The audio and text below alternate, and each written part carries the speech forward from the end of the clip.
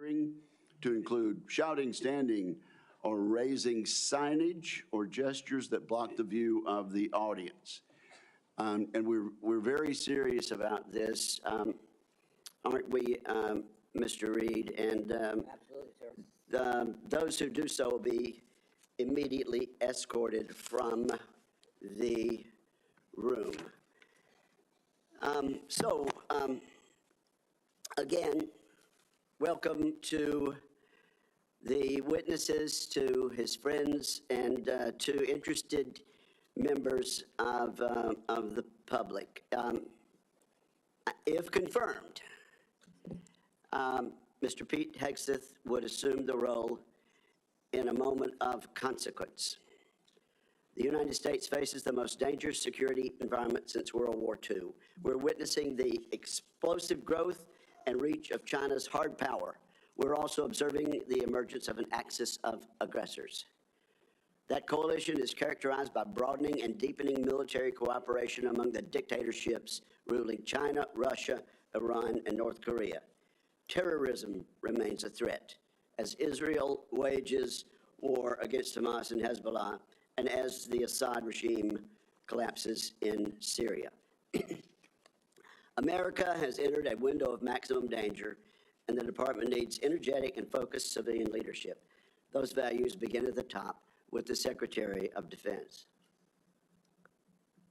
Many of my distinguished colleagues have served in a significant tenure on this committee, and our meetings are fairly long. We should reflect over previous secretaries of defense and their hearings and ask ourselves a simple question. Has the civilian leadership of the Pentagon under the administration of both parties proven up to the challenge? Often the answer has been no.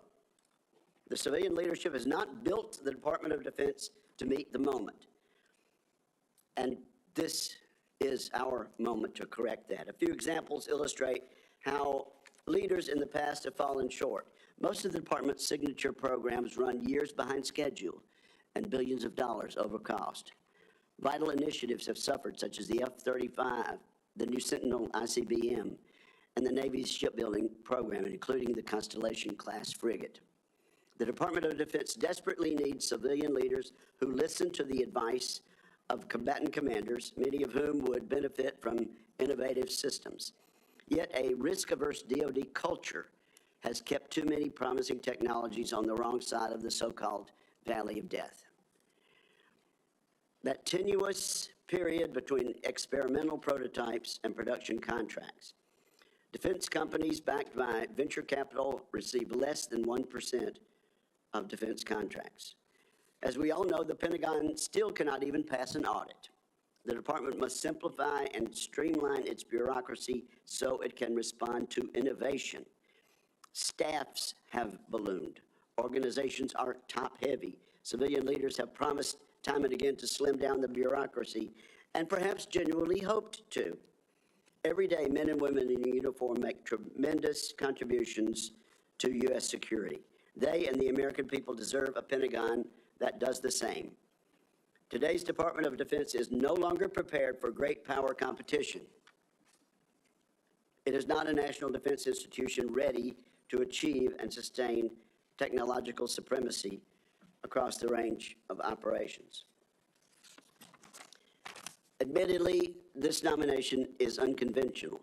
The nominee is unconventional, just like that New York developer who rode down the escalator in 2015 to announce his candidacy for president. That may be what makes Mr. Hegseth an excellent choice to improve this unacceptable status quo that I just described. He is a decorated post-9/11 combat veteran. He will inject a new warrior ethos into the Pentagon, a spirit that can cascade from the top down. Mr. Hegseth will bring energy and fresh ideas to shake up the bureaucracy. He will focus relentlessly on the warfighter and the military's core missions, deterring wars and winning the ones we must fight. He will bring a swift end to corrosive distractions such as DEI.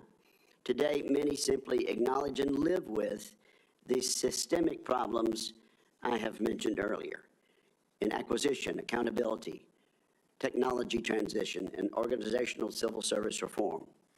Mr. Hegseth will actually move to fix these issues decisively. In short, I'm confident that Mr. Hegseth, supported by a team of experienced top officials, will get the job done. The Secretary of Defense is an incredibly important position, but the Secretary's span of control is limited. The Pentagon is vast, with 3 million plus personnel, uniformed civilian, and contractor.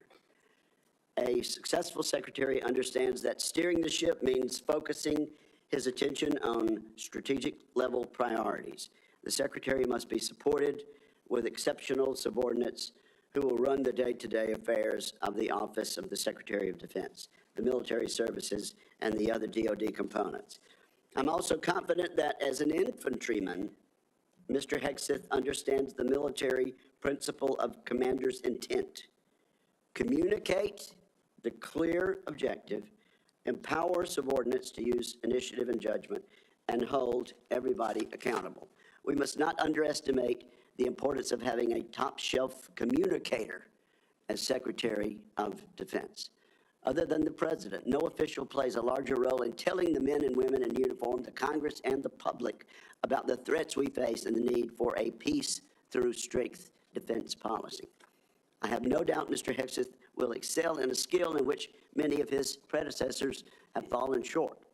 Much has been made of both Mr. Hegseth's personal life and some of his policy pronouncements. Regarding his personal conduct, Mr. Hegseth has admitted to falling short, as we all do from time to time. It is noteworthy that the vast majority of the accusations leveled at Mr. Hegseth have come from anonymous sources. Contrast these anonymous accusations with the many public letters of support and commendation. We have seen letters from people who served with Mr. Hegseth. These individuals have worked with him professionally. They really know him and his character. These patriotic Americans have been willing to put their names and reputations on the line to support Mr. Hegseth. I look forward to sharing these testimonials with the American people. Let me mention one right now. It comes from David Bellavia, who earned the Medal of Honor for heroic actions in combat in Fallujah, Iraq.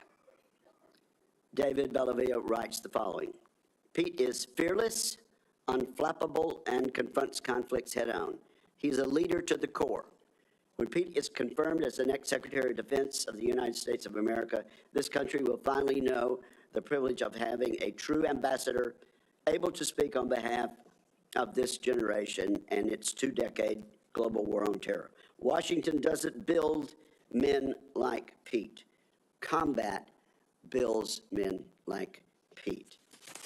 As I said, there are more letters expressing the same endorsement. Today, we'll hear from the nominee directly.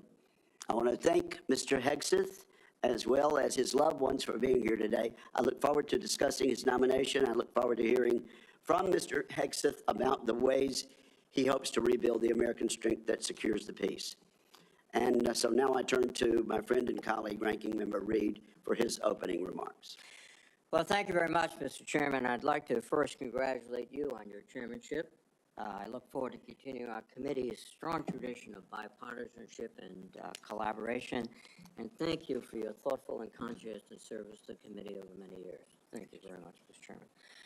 I'd also like to take a moment to join Chairman Wicker in welcoming our new members, Senator Slotkin, Senator Banks, and Senator Sheehy. Welcome.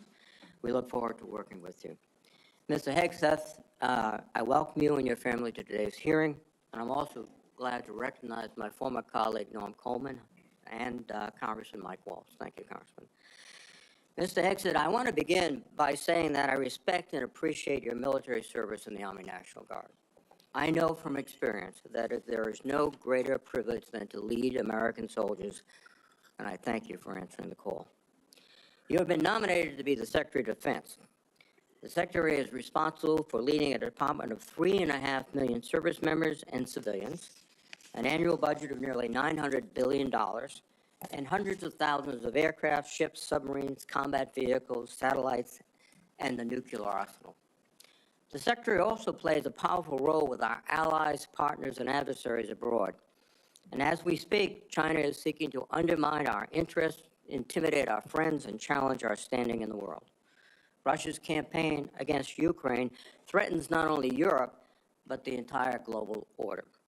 Ongoing violence in the Middle East has teetered on the edge of all-out war, and the ideologies and actions of violent extremists endanger our citizens, even on our own soil, as the recent tragedy in New Orleans painfully reminds us.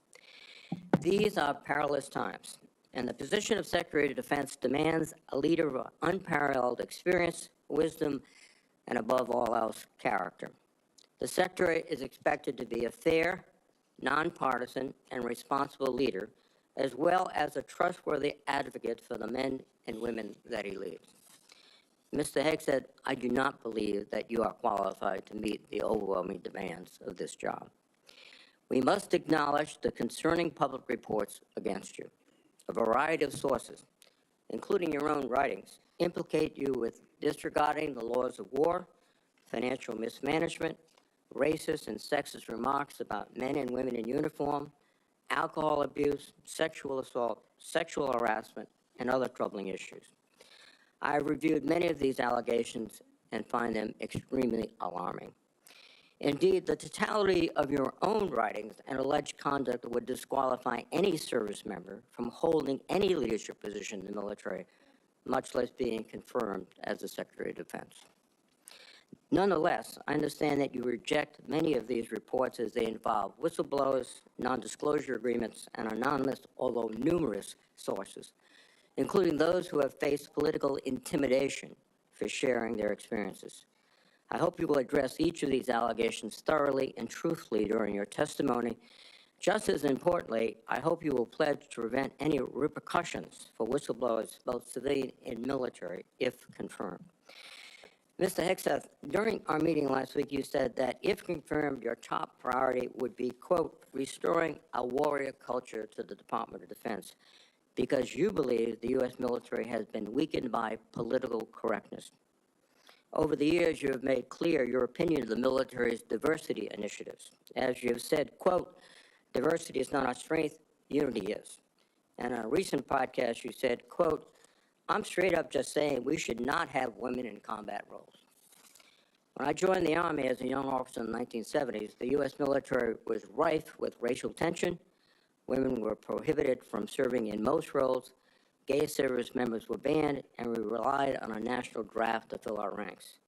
The soldiers I served with were proud to do so, but it was certainly not the nation's most capable military by any standard. We have made great progress since then. Today, the Department of Defense is fully integrated. Every race and religion is accepted. Women serve in all combat roles and leadership positions. Sexual orientation is irrelevant to service, and the all-volunteer force visibly reflects the nation it protects. Our military is more diverse than it has ever been, but more importantly, it is more lethal than it has ever been. This is not a coincidence. Mr. Hegseth, I hope you will explain why you believe such diversity is making the military weak, and how you propose to undo that without undermining military leadership and harming readiness, recruitment, and retention. Mr. Hegseth, another reason I'm deeply concerned about your nomination is your disregard for the law of armed conflict and your support for service members who have been convicted of war crimes. You have championed the pardoning of military members who were turned in by their fellow soldiers and SEALs. And let me emphasize that. They weren't discovered by reporters. They were turned in by fellow soldiers and fellow SEALs. And also pardoning of military contractors convicted of killing 14 Iraqi citizens without cause. You have also advocated for the restitution of interrogation methods like waterboarding that have been defined as torture, and you have belittled the advice and counsel of the Judge Advocates General while on deployment. In your book, The War on Warriors, you write, quote, should we follow the Geneva Convention? If our warriors are forced to follow rules arbitrarily and asked to sacrifice more lives so that international tribunals feel better about themselves, aren't we just better off in winning our wars according to our own rules? Mr. Hegseth, I would ask that you explain how you, if confirmed, would maintain good order and discipline within our forces and the support of our allies and partners by rejecting international law and the law of war. I'm also concerned about your abilities as a competent manager of organizations far less complex than the Department of Defense. From 2008 to 2010, you led the organization Veterans for Freedom, which had an annual budget of less than $10 million. In each year you were in charge, expenses far exceeded revenues until the organization teetered on bankruptcy and had to be merged with another group. In fact, according to public reporting, an independent forensic accountant reviewed the organization's finances and discovered evidence of gross financial mismanagement. I would note that this report has not been made available to any government agencies, which is, I think, alarming. But a Republican advisor to you during your tenure at the organization, who read the report, stated, and I quote, "I watched him run an organization very poorly, lose the confidence of donors. The organization ultimately folded and was forced to merge with another organization who individuals felt could run and manage funds on behalf of donors more responsibly than he could. I don't know how he's going to run an organization with an $857 billion budget and 3 million individuals." And that is the only comment we've had and the only access we've had to the forensic report. A similar thing happened with the Concerned Veterans for America, a second veterans group that you led from 2011 until 2016. During those 5 years, tax records show that the organization spent more than it raised. Just as troubling are reports that a significant amount of debt was incurred from social events and parties filled with excessive drinking and questionable personal behavior. Mr. Hegseth, I hope you will explain what actions you will take, if confirmed, to be a better steward of Defense Department's large budget. Finally, while I appreciate our meeting last week, it is unacceptable that you did not meet with any other Democratic members of this committee before this hearing, as has been our bipartisan tradition. During my time in the Senate, I have voted for and worked closely with Secretaries of Defense appointed by Republican presidents. While we may disagree politically, there was always an understanding that rank partisanship should have no place when it comes to providing for the men and women who serve in uniform. And Mr. Hegseth, I am troubled by the many comments you have made, both as a commentator and in your published writings. For example, in your book, American Crusade, you wrote, quote, "Modern leftists, who represent the soul of the modern Democratic Party, literally hate the foundational ideas of America." You also wrote, "The other side, the left, is not our friend. We are not esteemed colleagues, nor mere political opponents. We are foes. Either we win or they win. We agree on nothing else." Mr. Hegseth, if confirmed as Secretary of Defense, you would lead an organization that, like the country it represents, is composed of Democrats and Republicans. Yet your language suggests that you regard many of these men and women as foes. And I would ask you to explain why service members and civilians who do not share your political opinions can trust that they will not be targeted during your tenure. Indeed, the challenge of the Secretary of Defense is to remove partisan politics from the military. You propose to inject it. This would be an insult to the men and women who have sworn to uphold their own apolitical duty to the Constitution. Mr. Hegseth, you are the 9th nominee for Secretary of Defense that I've had the honor to consider as a member of the Senate Armed Services Committee. I have voted in favor of all your predecessors, including those in the first Trump administration. Unfortunately, you lack the character and composure and competence to hold the position of Secretary of Defense. Thank you.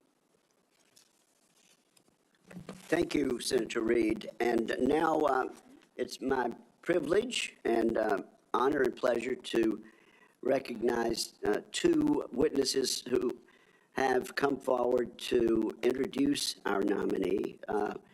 First, I recognize my former colleague and former Senator Norm Coleman of Minnesota for the purpose of an introduction. Norm, we are glad to see you and glad to have you back, and you are recognized for an introduction. Thank you, Mr. Chairman, Ranking Member Reed, members of the committee, my former colleagues. I'm honored to introduce a son of Minnesota to you, Pete Hegseth. As a senator from Minnesota, I spent many hours with this young man as he walked the halls of Congress advocating on behalf of America's veterans. And he is young in the best sense of the word. He is strong, focused, intelligent, incisive, a great listener, and is almost supernaturally energetic, just what we need in a Secretary of Defense in times of massive change. He is the real deal. F. Scott Fitzgerald was a writer in my city of St. Paul, and said the problem with America is that there are no second acts. He was wrong. Pete was a brave soldier, has been an able communicator, and I believe is about to begin a great second act as our Secretary of Defense.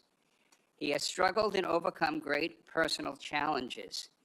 Please don't give in to the cynical notion that people can't change. We need the ones who can change to lead us, to be beacons of hope, and to remind us that grace can lead us home. 4 years ago, President Biden's nominee, Lloyd Austin, a good and honorable man, received 97 votes on the floor of the Senate. And we went through the debacle of the Afghanistan withdrawal. Putin invaded Ukraine. The Houthis endanger our shipping lanes. We witnessed Israeli miracles against America's enemies in the Middle East, where the United States was more of an impediment than a help. Our recruitment numbers have sunk dramatically, and our southern border has suffered a slow but dangerous invasion. Yes, Pete Hegseth is an out-of-the-box nominee, and I say it's high time to get out of the box. One more thought. The country longs for a government of less division and more respect and dignity. My hope is that this committee hearing provides what they are asking for. Disagree? Yes. Strongly if necessary.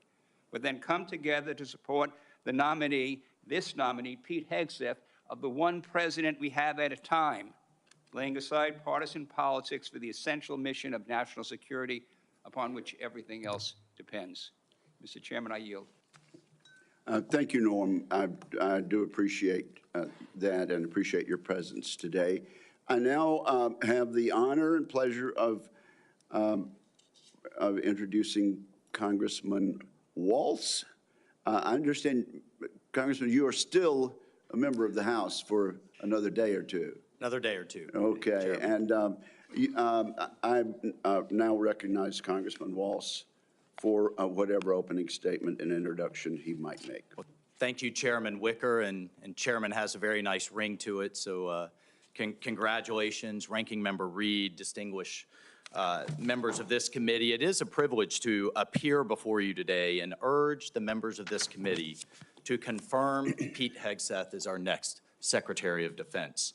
And I'm not here today just to advocate on behalf of a future colleague, but to speak on behalf of someone I consider a dear friend for over a decade now. Like Pete, I served in the U.S. Army. Like Pete, I'm a veteran. We deployed to Afghanistan and all over the world at the height of the war on terror, which is the war of our generation. And like thousands of other warfighters, we've witnessed the hardships of war. We've experienced the loss of friends in combat. We've endured too much time away from family and friends, and no one, I can promise you this, no one hates war more than those who have had to go fight it. No one does. Pete's story, though, isn't that much different from the millions of other veterans, and they know it, and they appreciate him for the experiences that he's gone through. And after our country was brutally attacked on 9/11, Pete Hegseth answered the call of duty like so many others. He put the interests of this country ahead of his own. And I can tell you firsthand, as can the heroes sitting in this audience behind me, Pete's character of country, his selflessness, his duty, these are the key tenets that have shaped him into the leader that he is today. These are the traits that President Trump recognized when making the decision to nominate Pete for this critical role. He will bring the perspective of being the first Secretary of Defense to have served as a junior officer on the front lines, not in the headquarters, on the front lines in the war on terror, and recognizes the human costs, the financial costs, and the policy drift that was discussed often in this very room that led us to decades and decades of war. So not only does he understand the threats he faces, but as the chairman mentioned, he is brilliant, in my mind, at communicating those to the American people in a way that is often not communicated in Washington, D.C., to reach out to the American people so that they understand why the military needs to do what it needs to do. And look, I have no doubt that he is going to get the Pentagon back to its primary mission, lethal readiness. That warrior ethos is what our enemies will respect. That warrior ethos is what our enemies will fear, and it's that warrior ethos that will keep the peace. And so, ladies and gentlemen, in my humble opinion, our military deserves better than it's getting. Our country faces a devastating recruitment crisis. Men and women are not volunteering to serve at the levels required. Our readiness is down. Our costs are up. And it seems like nearly every major weapon system, again, often discussed in this very room, is costing too much, delivering too little, and taking way too long. The bottom line is the status quo is unacceptable. It's not working. And the members of this committee, you all know it. You know it's not working. And the members of the House Armed Services know it's not working. And we have hearing after hearing, year after year. And here we are, decades later, describing the same problems. The Pentagon has continuously failed audits. The businesses that want to do business with the Pentagon have to pass an audit, but the entity itself fails an audit. Innovation is stalled, morale is down, standards have been weakened, and meritocracy is less valued. And as a result, our adversaries have been emboldened all over the world. Ladies and gentlemen, it's time for change. It is time for change. You all have literally seen thousands of veterans, as the chairman cited one amazing Medal of Honor recipient. But we have seen thousands of veterans expressing their support for Pete. This is a man who can reinvigorate that warrior ethos, and this is a man that will lead. I can't imagine having a more capable partner in my position as National Security Advisor. Pete is a man of family, of faith, and he's committed to making our country strong again. And most importantly, brother, I know this in my core, he will always have as a first principle the service members that are out there on the front lines for all of us at the heart of every decision he makes. So, senators, I urge you to support this confirmation. It is critical that President Trump has his national security team in place for the challenges ahead, and I thank you. Thank you, Mike, for your testimony, and I'm guessing that each and every member of this committee will want to have you on speed dial for the next few years. So thank you both. Our two guests may stay, or I know they have other engagements and responsibilities also, but thank you both for your testimony. At this point, Mr. Hegseth, I'm required to ask you as a nominee a series of questions that the committee asks all civilian nominees who appear before it. If you would, please simply respond in the affirmative or negative to each question. Have you adhered to applicable laws and regulations governing conflicts of interest? Yes, sir. Have you assumed any duties or taken any actions that would appear to presume the outcome of the confirmation process? No, sir. Exercising our legislative and oversight responsibilities makes it important that this committee, its subcommittees, and other appropriate committees of Congress receive testimony, briefings, reports, records, and other information from the executive branch on a timely basis. Do you agree, if confirmed, to appear and testify before this committee when requested? Yes, sir. Do you agree to provide records, documents, and electronic communications in a timely manner when requested by this committee, its subcommittees, or other appropriate committees of Congress, and to consult with the requester regarding the basis for any good faith delay or denial in providing such records? Yes, sir. Will you ensure that your staff complies with deadlines established by this committee for the production of reports, records, and other information, including timely responding to hearing questions for the record? Yes, sir. Will you cooperate in providing witnesses and briefers in response to congressional requests? Yes, sir. Will those witnesses and briefers be protected from reprisal for their testimony or briefings? Yes, sir. All right. So at this point, Mr. Hegseth, you are recognized for your opening statement. Well, thank you, Chairman Wicker, Ranking Member Reed, and all the members of this committee for this opportunity today. I'm grateful for and have learned a great deal from this advise and consent process. Our founders knew what they were doing. Should I be confirmed, I look forward to working with this committee, senators from both parties, to secure our nation. I want to thank the former senator from Minnesota, Norm Coleman, for his mentorship and friendship in this process, and the incoming National Security Advisor, Congressman, and more importantly for our purposes, Colonel Mike Waltz, for his powerful words. I'm grateful to them both. Thank you to my incredible wife, Jennifer, who has changed my life and been with me throughout this entire process. I love you, sweetheart, and I thank God for you. And as Jenny and I pray together every morning, all glory, regardless of the outcome, belongs to our Lord and Savior, Jesus Christ. His grace and mercy abounds each day. May his will be done.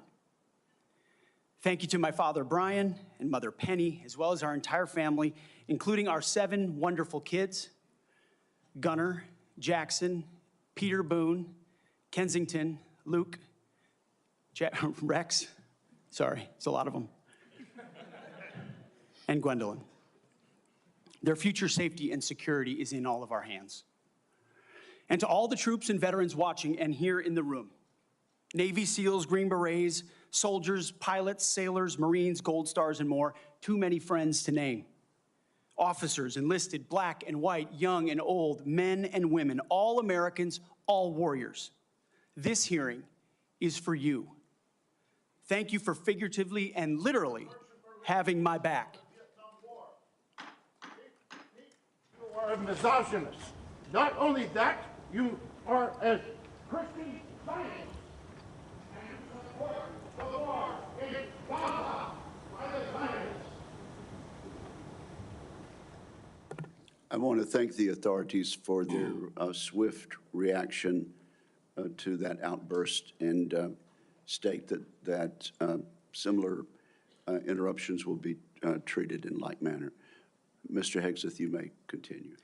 Well, as I'll say again, thank you for figuratively and literally having my back. I pledge to do the same for all of you. It's an honor to come before this committee today as President Donald Trump's nominee for the office of Secretary of Defense. 2 months ago, 77 million Americans gave President Trump a powerful mandate for change, to put America first, at home and abroad. I want to thank President Trump for his faith in me and his selfless leadership for our republic. The troops have no better commander-in-chief than Donald Trump. As I've said to many of you in private meetings, when President Trump chose me for this position, the primary charge he gave me was to bring the warrior culture back to the Department of Defense. He, like me, wants a Pentagon laser-focused on lethality, meritocracy, warfighting, accountability, and readiness.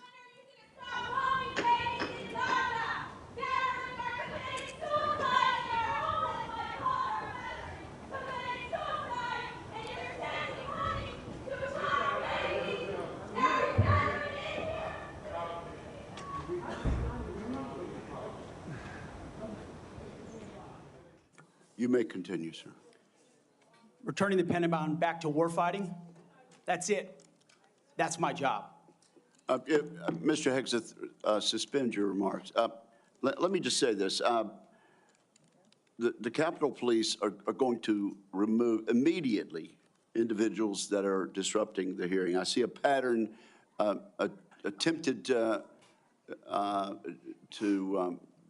be inflicted on the committee, and we're simply not going to tolerate that. You may proceed. To bring back warfighting, if confirmed, I'm going to work with President Trump and this committee to, one, restore the warrior ethos to the Pentagon and throughout our fighting force. In doing so, we will reestablish trust in our military, addressing the recruiting crisis, the retention crisis, and readiness crisis in our ranks. Members of the security force will remove members.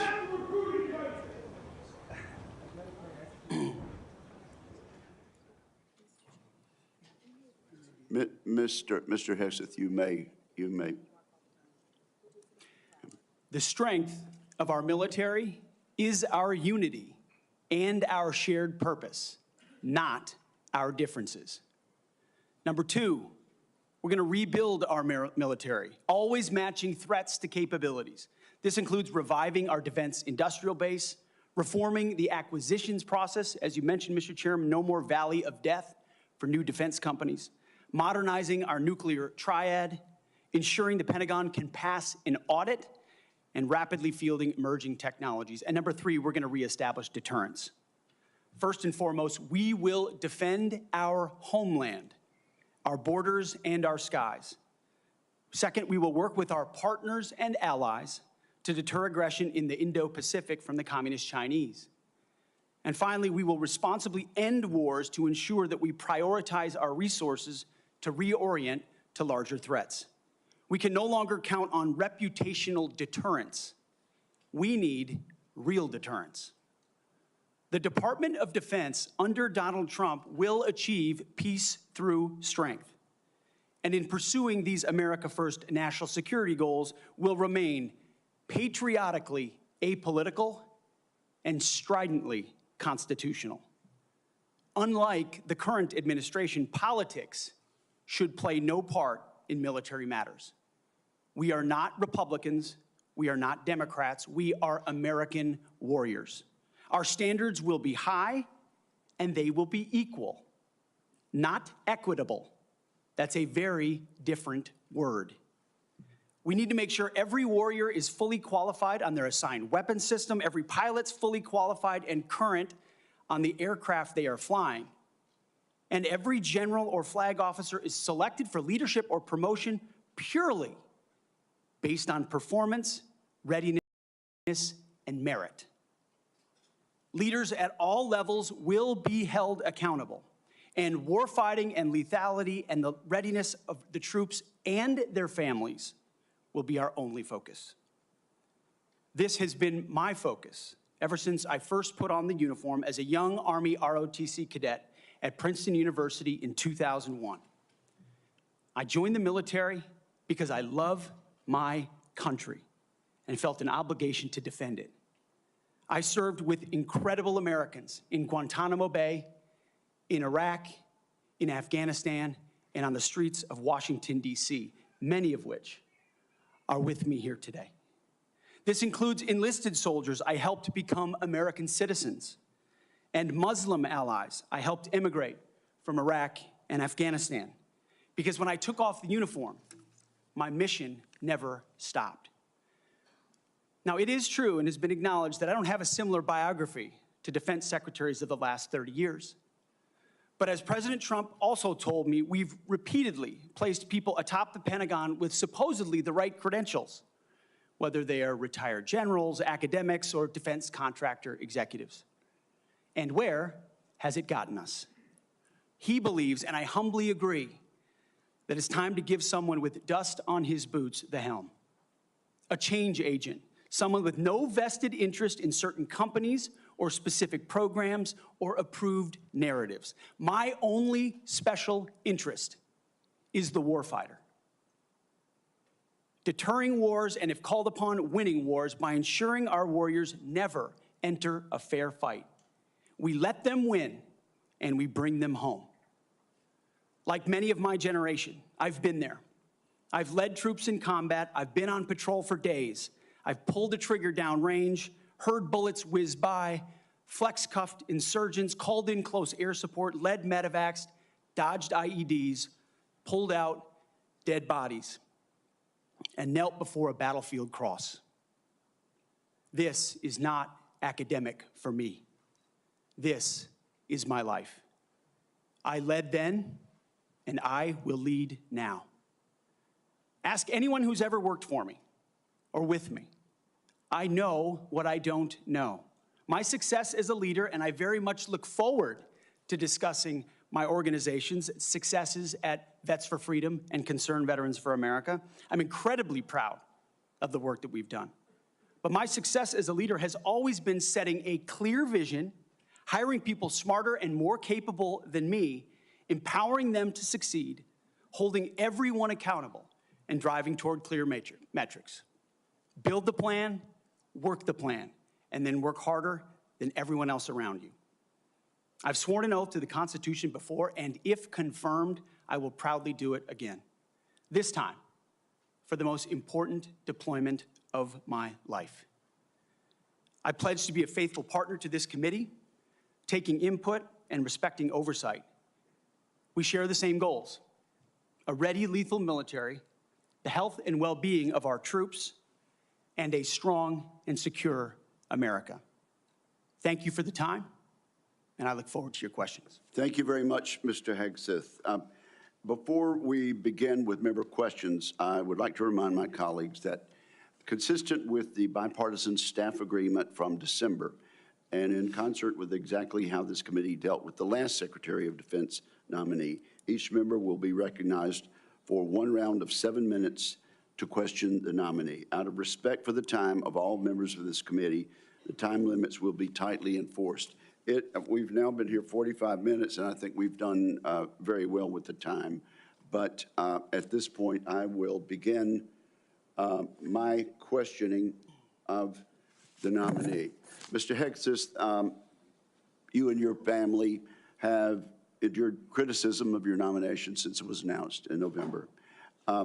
Let's get into this allegation about sexual assault, inappropriate workplace behavior, alcohol abuse, and financial mismanagement during your time as a nonprofit executive.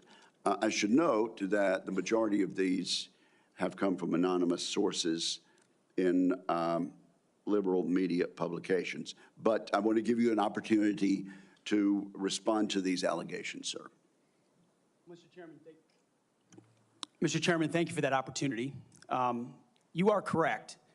We undertook this responsibility with an obligation to the troops to do right by them for our warfighters.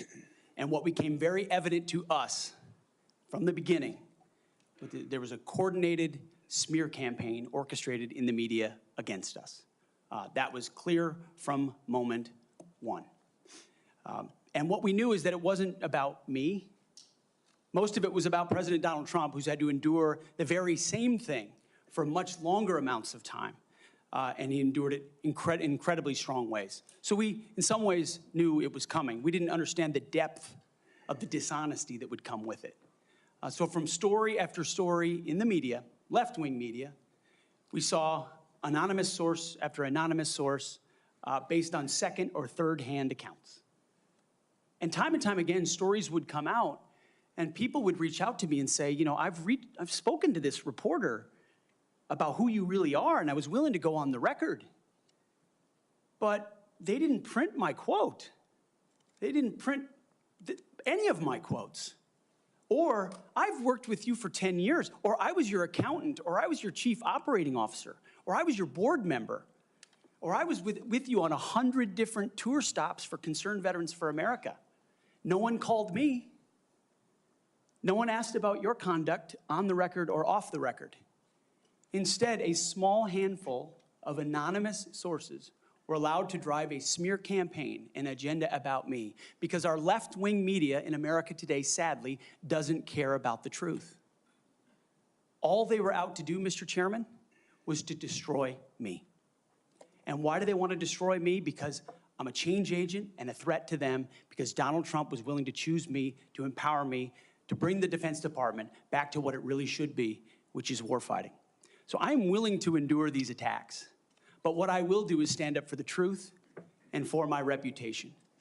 False attacks, anonymous attacks, repeated ad nauseum, printed as nauseum, as facts, We have provided to the committee, Mr. Chairman, and I know you're going to share, on-the-record statement after on-the-record statement from people who have served with me, worked with me at Fox News, Concerned Vets, Vets for Freedom, you name it, from the top of the chain to the bottom, who will say, I treat them with respect, with kindness, with dignity.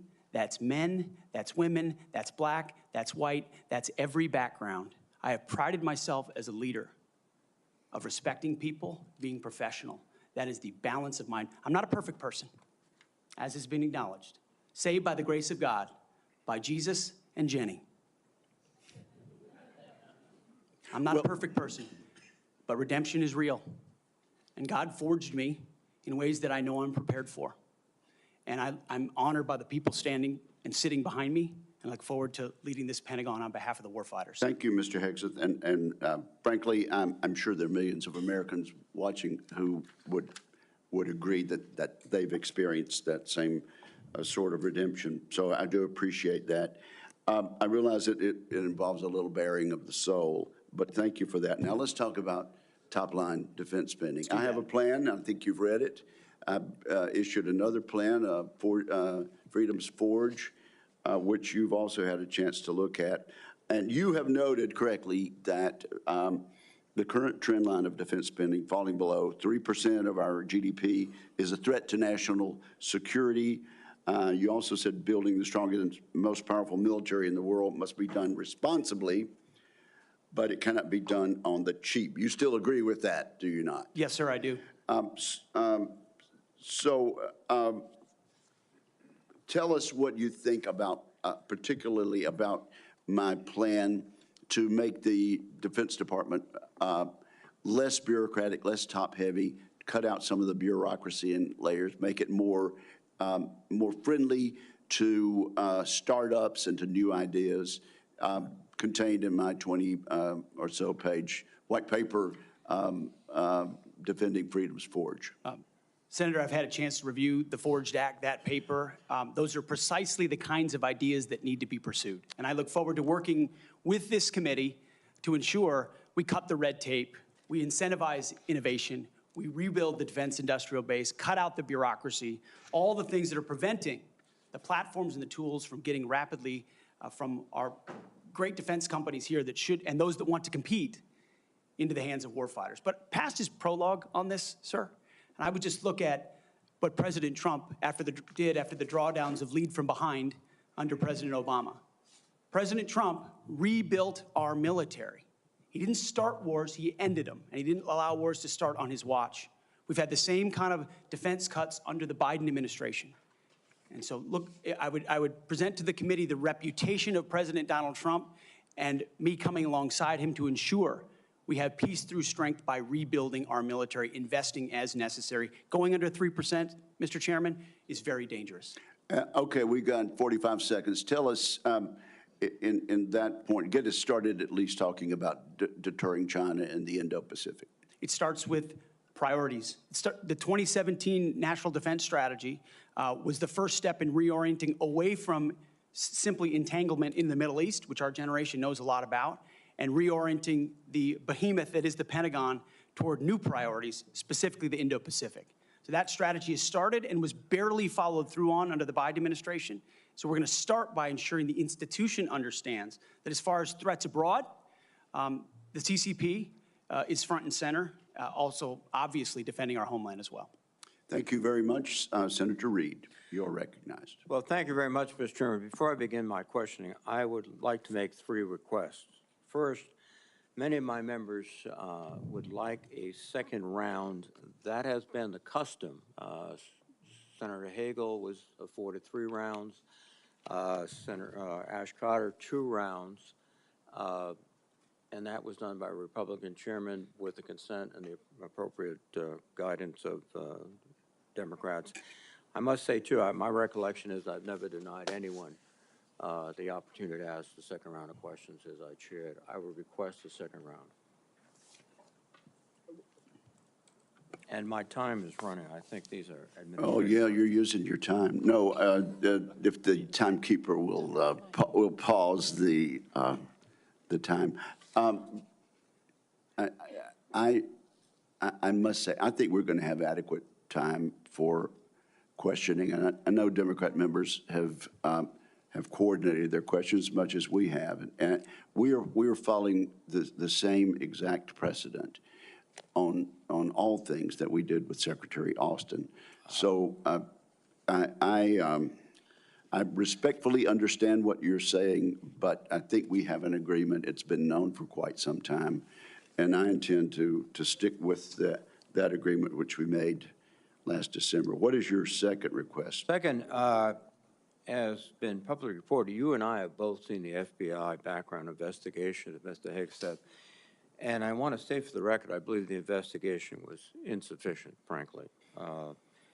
There are still FBI obligations to talk to people. They have not had access to the forensic audit, which I referenced to, and the person who had access to was quite critical of Mr. Hegseth. And I think people on both sides have suggested that they get the report. I know your colleagues have asked for it. Senator Thune assured me personally that he thought it was an appropriate idea.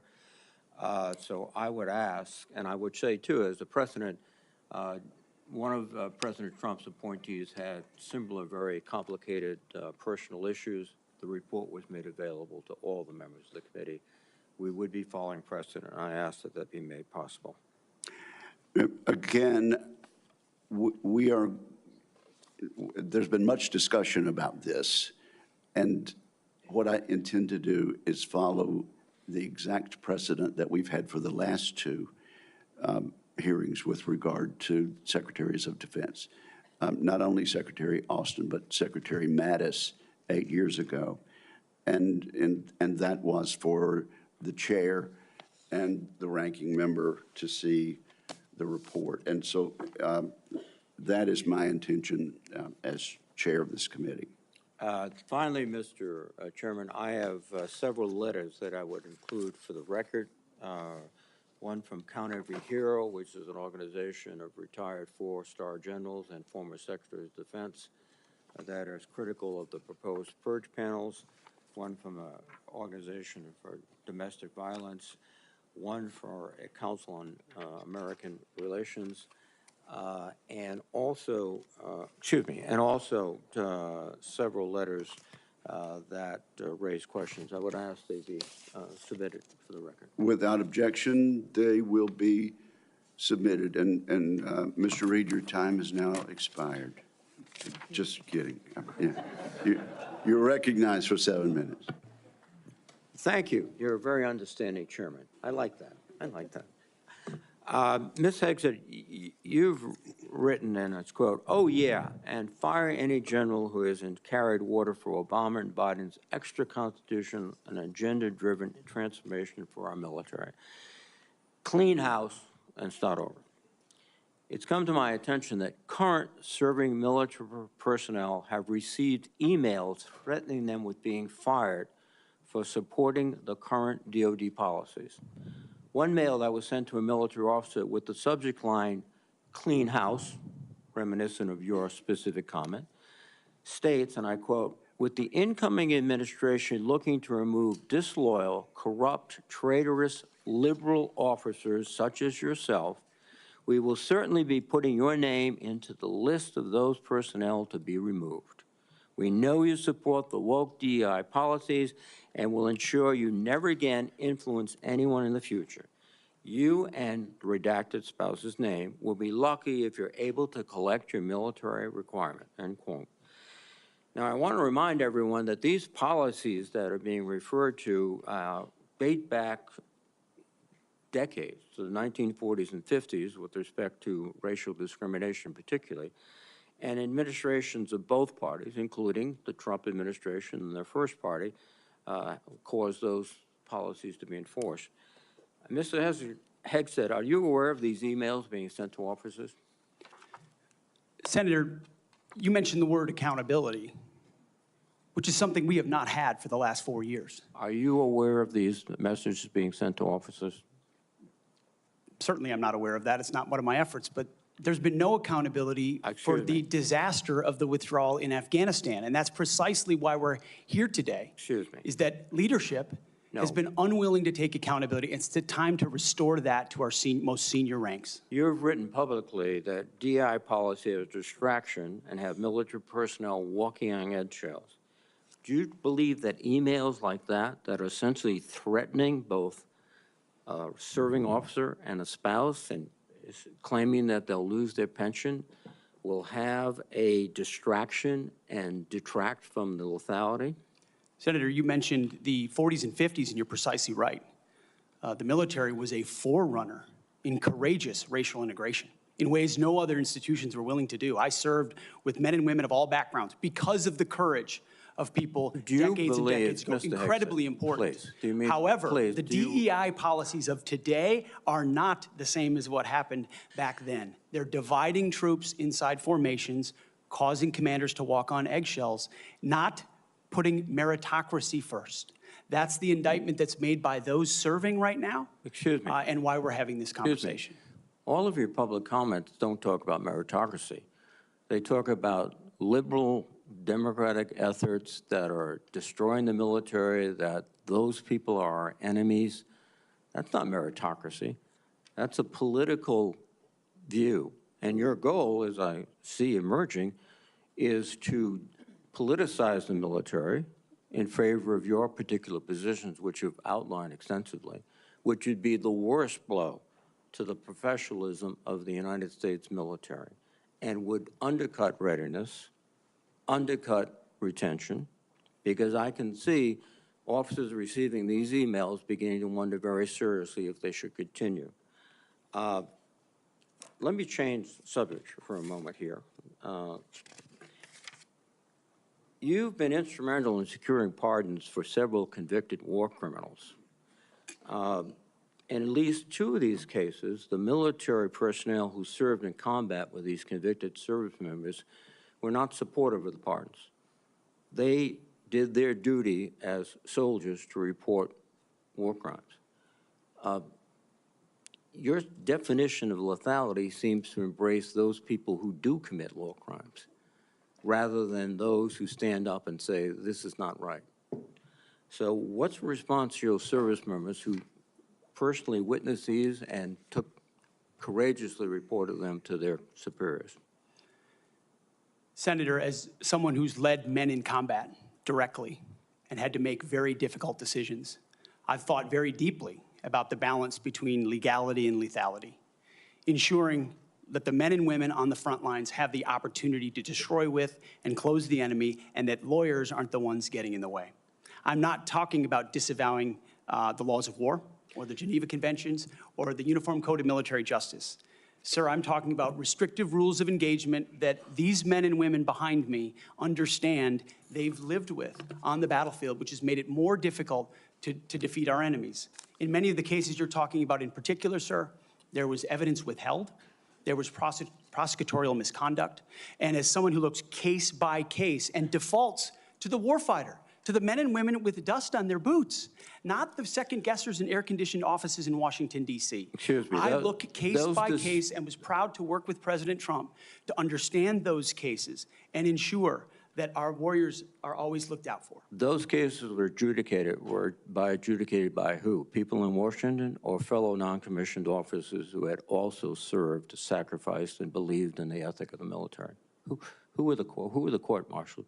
Senator, in multiple cases, they were actually acquitted, but charges lingered. Yes, regardless of where those convening authorities were, yes, sir. Some were, but others were convicted, and you asked for pardon. That's the only reason you asked for pardon, because they were convicted.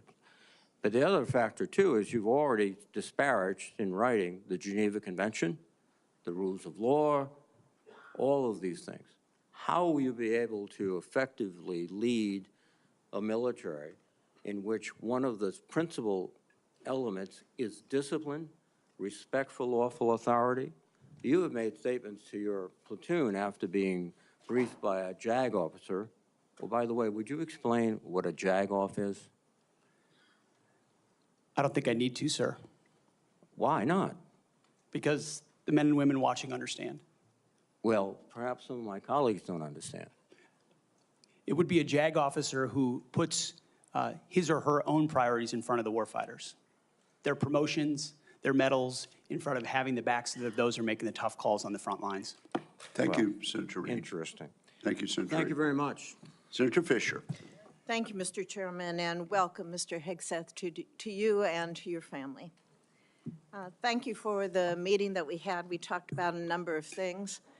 First and foremost was that nuclear weapons are foundational to our national defense, and having a safe, effective, and credible nuclear deterrent underpins our alliances, and as you know, it deters our adversaries.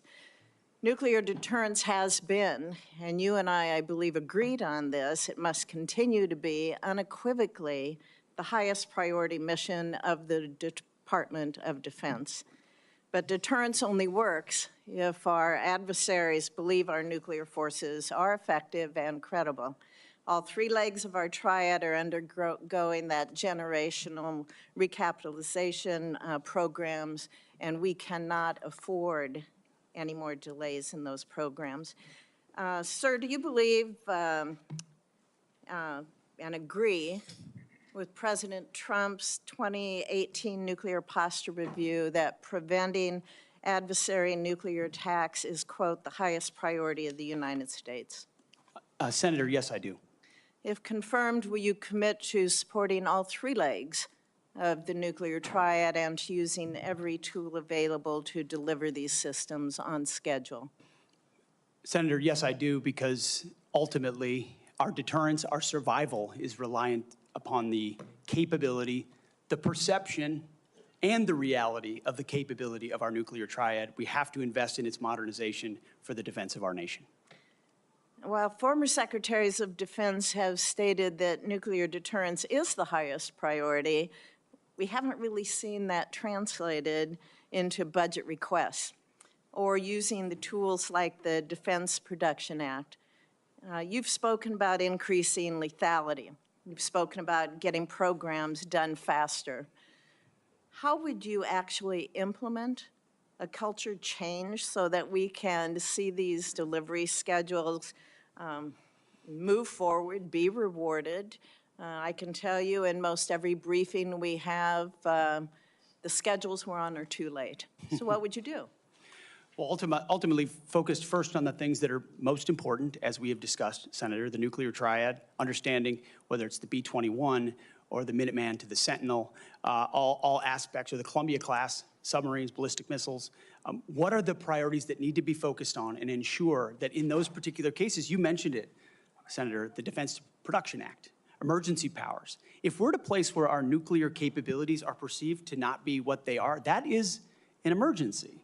And we have an ally in our incoming commander-in-chief, in President Donald Trump, who has spoken about these things, understands the power and strength of nuclear deterrence, will not allow them It's the to be existential deprioritized. threat. It's the existential threat to this nation. How do you change the culture? It's not just the Production Act that's going to be able to do it. How are you going to move forward faster? Competition, Senator, is important, critically important. The Death Valley that was talked about, leveraging the innovation of Silicon Valley, which for the first time in generations has shown a willingness, desire, and capability to bring its best technologies to bear at the Pentagon, a Pentagon that has become too insular, tries to block new technologies from coming in.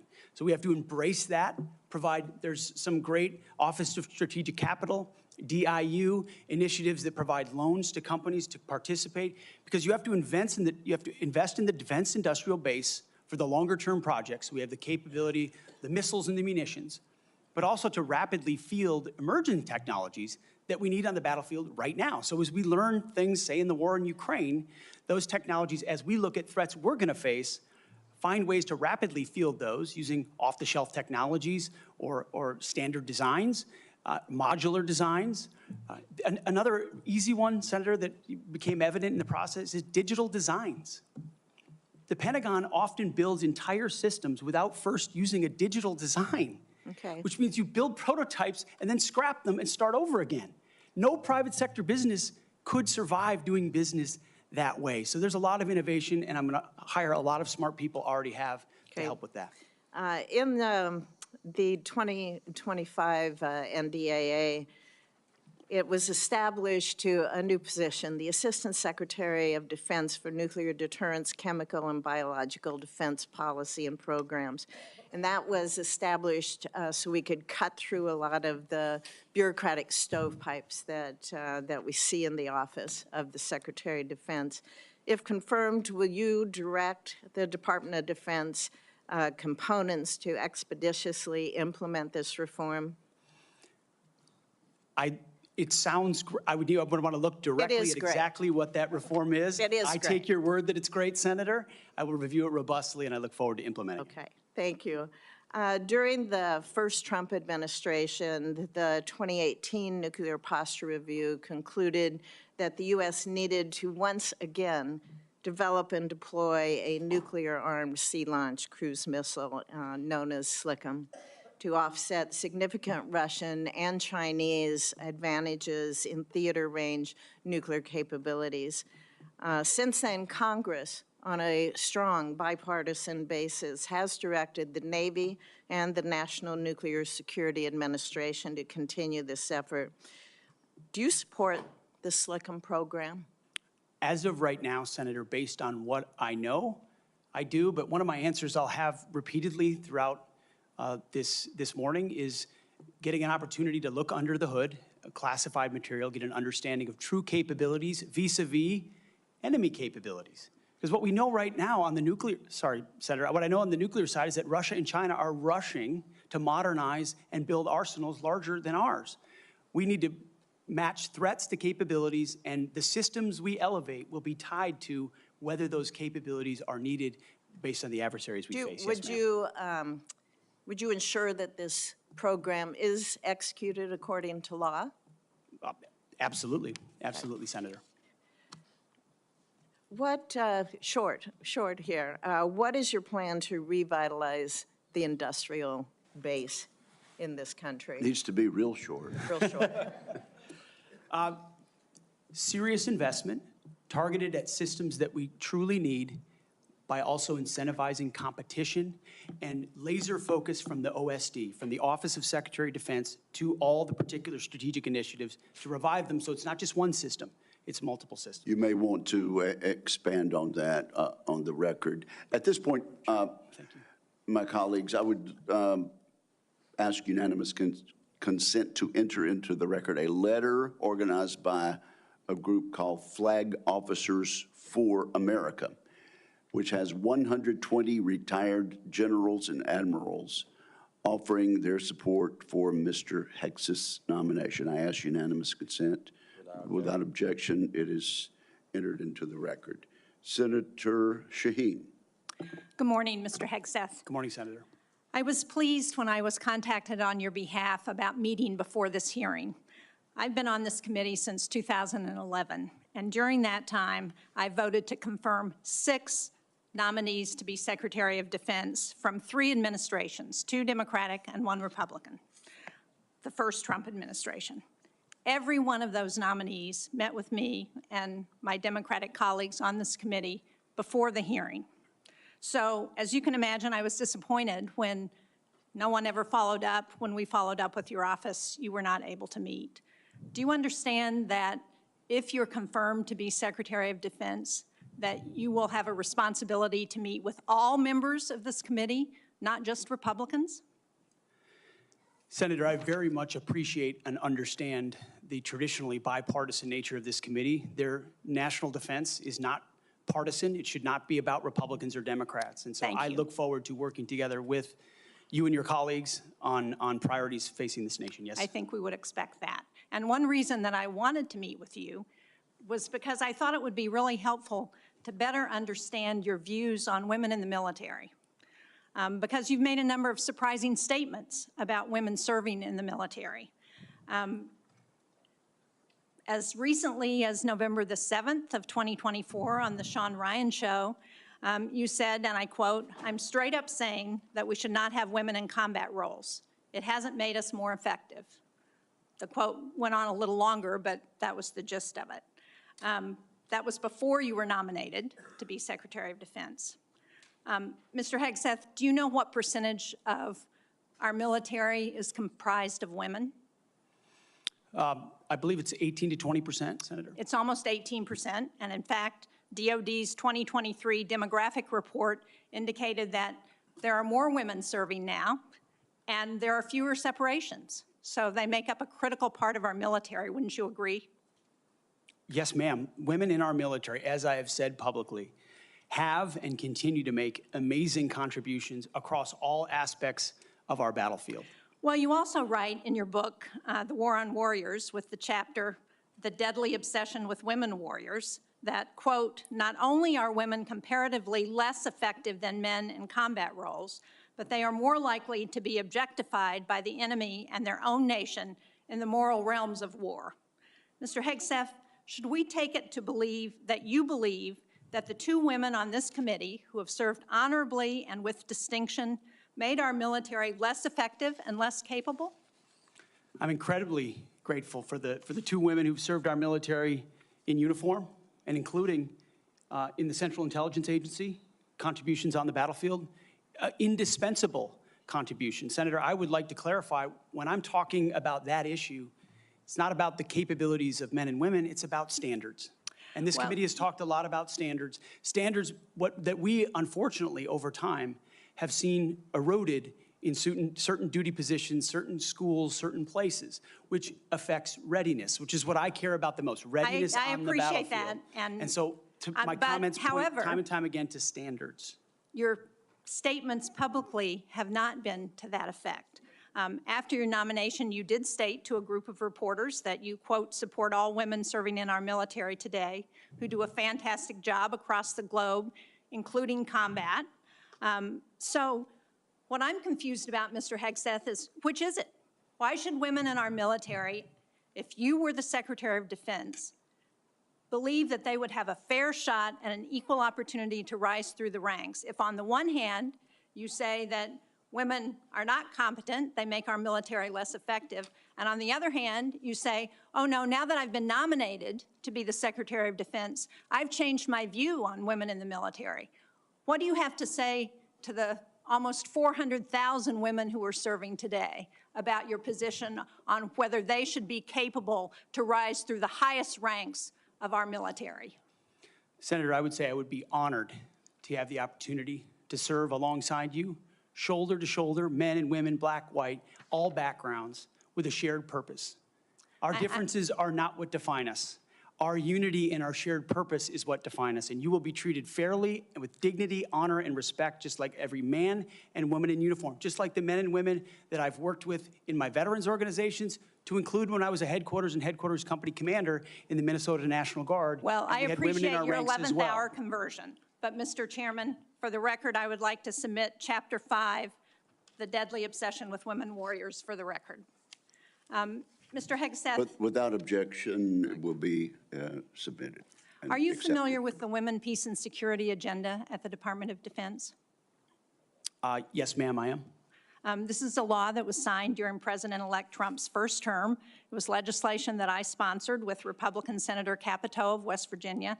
It was co-sponsored by Marco Rubio, the nominee to be the President-elect's Secretary of State. It was led in the House of Representatives by Kristi Noem, the President-elect's nominee to be the Secretary of Homeland Security.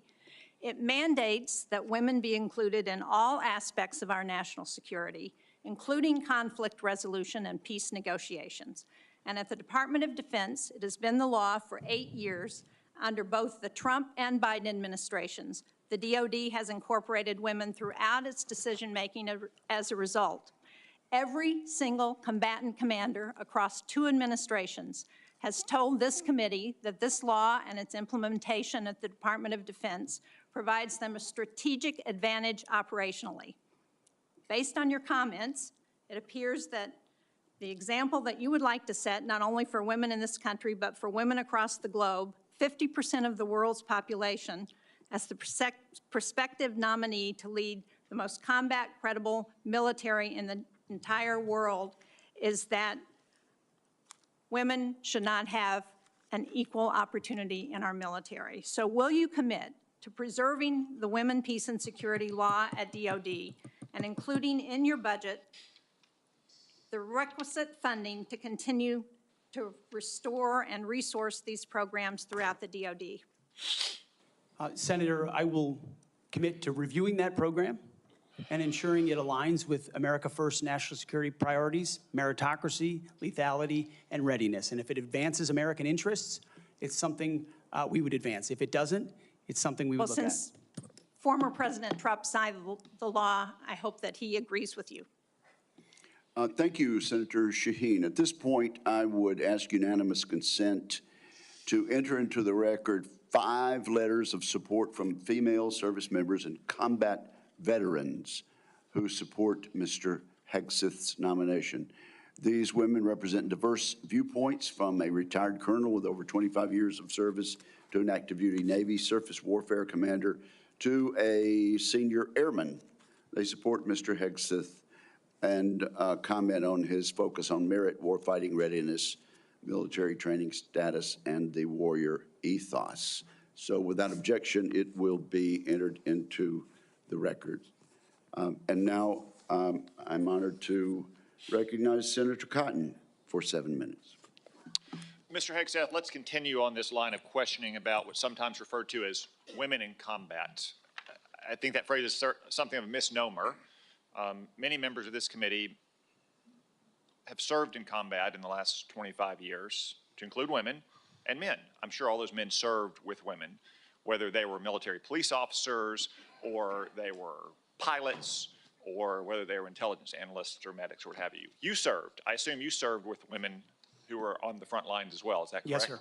And were those women anything other than skilled, brave, and honorable in their service? They were some of the best soldiers I worked with, Senator. So women have been serving in combat for a long time. Women have even been serving in combat units like infantry battalions for a long time in roles like medics or mechanics or what have you. So what we're talking about here specifically is women in ground combat roles in jobs like infantrymen or artillerymen or special forces. Until about 10 years ago, that wasn't the case. Under Secretary Panetta, those roles were opened up to women to serve in. Has President Trump indicated at all that he plans to rescind or alter that guidance? You're correct to point out, Senator, that these are the decisions that the Commander-in-Chief will have the prerogative to make. He has not indicated to me that he has plans to change whether or not women would have access to these roles. However, I would point out, ensuring that standards are equal and high is of importance to him and great importance to me. Because in those ground combat roles, what is true is that the weight of the ruck on your back doesn't change. The weight of the .155 round that you have to carry doesn't change. The weight of the .240 Bravo machine gun you might have to carry doesn't change. And so whether it's a man or a woman, they have to meet the same high standards. And Senator, in any place where those things have been eroded or in courses, criteria have been changed in order to meet quotas, racial quotas or gender quotas, that is putting a focus on something other than readiness, standards, meritocracy, and lethality. So that's the kind of review I'm talking about, not whether women have access to ground combat. Okay, so thank you. So you expect no change to that guidance, but as you point out, in these specific jobs, there are irreducible physical demands. We expect our intelligence analysts and our mechanics to be physically fit in the military, but it's different when you're in the infantry or the artillery. You just mentioned a few things. Let me point it out. An artillery shell weighs almost 100 pounds. An Abrams tank round weighs around 50 pounds. The M240 Bravo machine gun with its tripod weighs almost 50 pounds. The average weight of a full kit, ammo, water, commo, body armor for a soldier is over 100 pounds. Nothing you can do can change any of those things, right? That is physical reality. Go ahead. Yes, Senator. And I would say the requirements to handle those things in a ground combat unit, as far as standards, can look different than those of a medic or a drone pilot. And so it's not that it has to be the same standard throughout, it's standards to maximize efficacy of that particular position. Let me read a quote here from one Army officer. While it may be difficult for a 120-pound woman to lift or drag 250 pounds, the Army cannot artificially absolve women of that responsibility. It may still exist on the battlefield. The entire purpose of creating a gender-neutral test was to acknowledge the reality that each job has objective physical standards to which all soldiers should be held, regardless of gender. The intent was not to ensure that women and men will have an equal likelihood of meeting those standards. I assume, based on your testimony, you agree with that Army officer? Absolutely. The standards need to be the same, and they need to be high, and they need to be set by the people closest to the problem set, closest to the understanding of what is required by that job. Commanders, commanding officers, and COCOMs and elsewhere who understand the reality of what they face, that's the feedback we should get. That's what should be enshrined and enforced, and no other set of political prerogatives. When I talk about removing politics, ideological or political prerogatives should contribute to those determinations, nothing other than the execution of the mission. Thank you. For the record, that Army officer was Captain Kristen Griest, the Army's first female infantry officer and one of its first female Ranger School graduates. One final point, you said they need to be objective, gender neutral, and high. That's because the demands are, in fact, very high. The current physical fitness test for the Army has a minimum 2-mile run of 22 miles. Run. And I want the reporter to note that I'm putting run in air quotes, because 22 miles at 2 miles is not running. It may be jogging, it's probably walking fast. Let's move on. We've got a big, 22 minutes. We've got a big audience here. Many of them seem to be patriotic supporters of you, Mr. Hegseth. Some of them seem to be liberal critics of you. I would note that it's only the liberal critics that have disrupted this hearing. As was my custom during the Biden administration, I want to give you a chance to respond to what they said about you. I think the first one accused you of being a Christian Zionist. I'm not really sure why that is a bad thing. I'm a Christian. I'm a Zionist. Zionism is that the Jewish people deserve a homeland in the ancient Holy Land where they've lived since the dawn of history. Do you consider yourself a Christian Zionist? Senator, I'm a Christian, and I robustly support the state of Israel and its existential defense, and the way America comes alongside them is their great ally. Thank you. Because another protester, and I think this one was a member of Code Pink, which, by the way, is a Chinese Communist front group these days, said that you support Israel's war in Gaza.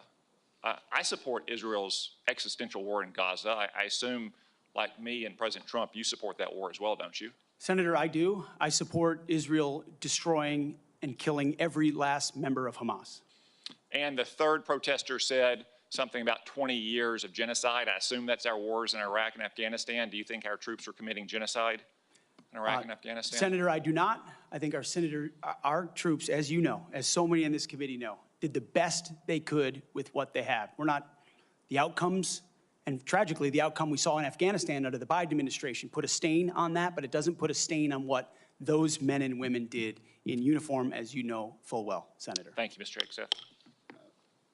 Thank you, Senator Cotton. At this point, I ask unanimous consent to offer to the record a letter submitted by Omar Abbasi, son of former City Council President of Samarra, Iraq, who worked with Mr. Hegseth in Iraq. Without objection, that will be entered. Senator Gillibrand. Thank you, Mr. Chairman. Thank you, Mr. Hegseth. I do want to thank you for your service, I want to thank you for your willingness to serve in this capacity. Thank you, Senator. I have many concerns about your record, and particularly your public statements, because they are so hurtful to the men and women who are currently serving in the U.S. military, harmful to morale, harmful to good order and discipline. If you are saying that women shouldn't be serving in the military, and I'm going to read you your quotes, because the quotes themselves are terrible. You will have to change how you see women to do this job well, and I don't know if you are capable of that. So I want to press on these issues that my colleague Jean Shaheen brought up, because she said it so well. So first of all, you answered your questionnaire. Do you believe that any American who wants to serve in their country in the military and can meet objective standards set by the military should be allowed to serve without limitation? You've said yes to that question. But then in all of these other circumstances, you've denigrated active duty service members. We have hundreds of women who are currently in the infantry. Lethal members of our military serving in the infantry, but you degrade them. You say, we need moms, but not in the military, especially in combat units. So specific to Senator Cotton's question, because Senator Cotton was giving you layups to differentiate between different types of combat. And specifically, as Secretary, would you take any action to reinstitute the combat arms exclusion for female service members, knowing full well you have hundreds of women doing that job right now? And the standards, your 2 mile run, Tom, is about the Army Combat Fitness Test. It is not the requirements to have an MOS 11 Bravo, which is the infantry. These are the requirements today for people serving in the industry, men and women. They are gender neutral, and they are very difficult to meet. They have not been reduced in any way, and our combat units, our infantry is lethal. So please explain specifically, because you will be in charge of 3 million personnel. It is a big job. And when you make these public statements, and I get you were not Secretary of Defense then, I get you were on TV, I get you were helping veterans, I get it was a different job. But most recently, you said this in November of 2024, knowing full well you might have been named as Secretary of Defense. So please explain these types of statements, because they're brutal and they're mean and they disrespect men and women who are willing to die for this country. Well, Senator, I appreciate your comments. And I would point out, I have never disparaged women serving in the military. I respect every single female service member that has put on the uniform, past and present. My critiques, Senator, recently and in the past, and from personal experience, have been instances where I've seen standards lowered, and you mentioned 11 Alpha, 11 Bravo, MOS, places in units, and the book that has been referenced multiple times here, The War on Warriors. I spent months talking to active duty service members, men and women, low ranks, high ranks, combat arms and not combat arms. And what each and every one of them told me, and which personal instances have shown me, is that in ways direct, indirect, overt, and subtle, standards have been changed inside infantry training units, ranger school, infantry battalions, to ensure that Give me one example. Please give me an example. I get you're making these generalized statements. Commanders meet quotas to have a certain number of female infantry officers or infantry enlisted, and that disparages those women who are incredibly capable of meeting that for the infantry. Commanders do not have to have a quota for women in the infantry. That does not exist. It does not exist. And your statements are creating the impression that these exist, because they do not. There are not quotas. We want the most lethal force. But I'm telling you, having been here for 15 years, listening to testimony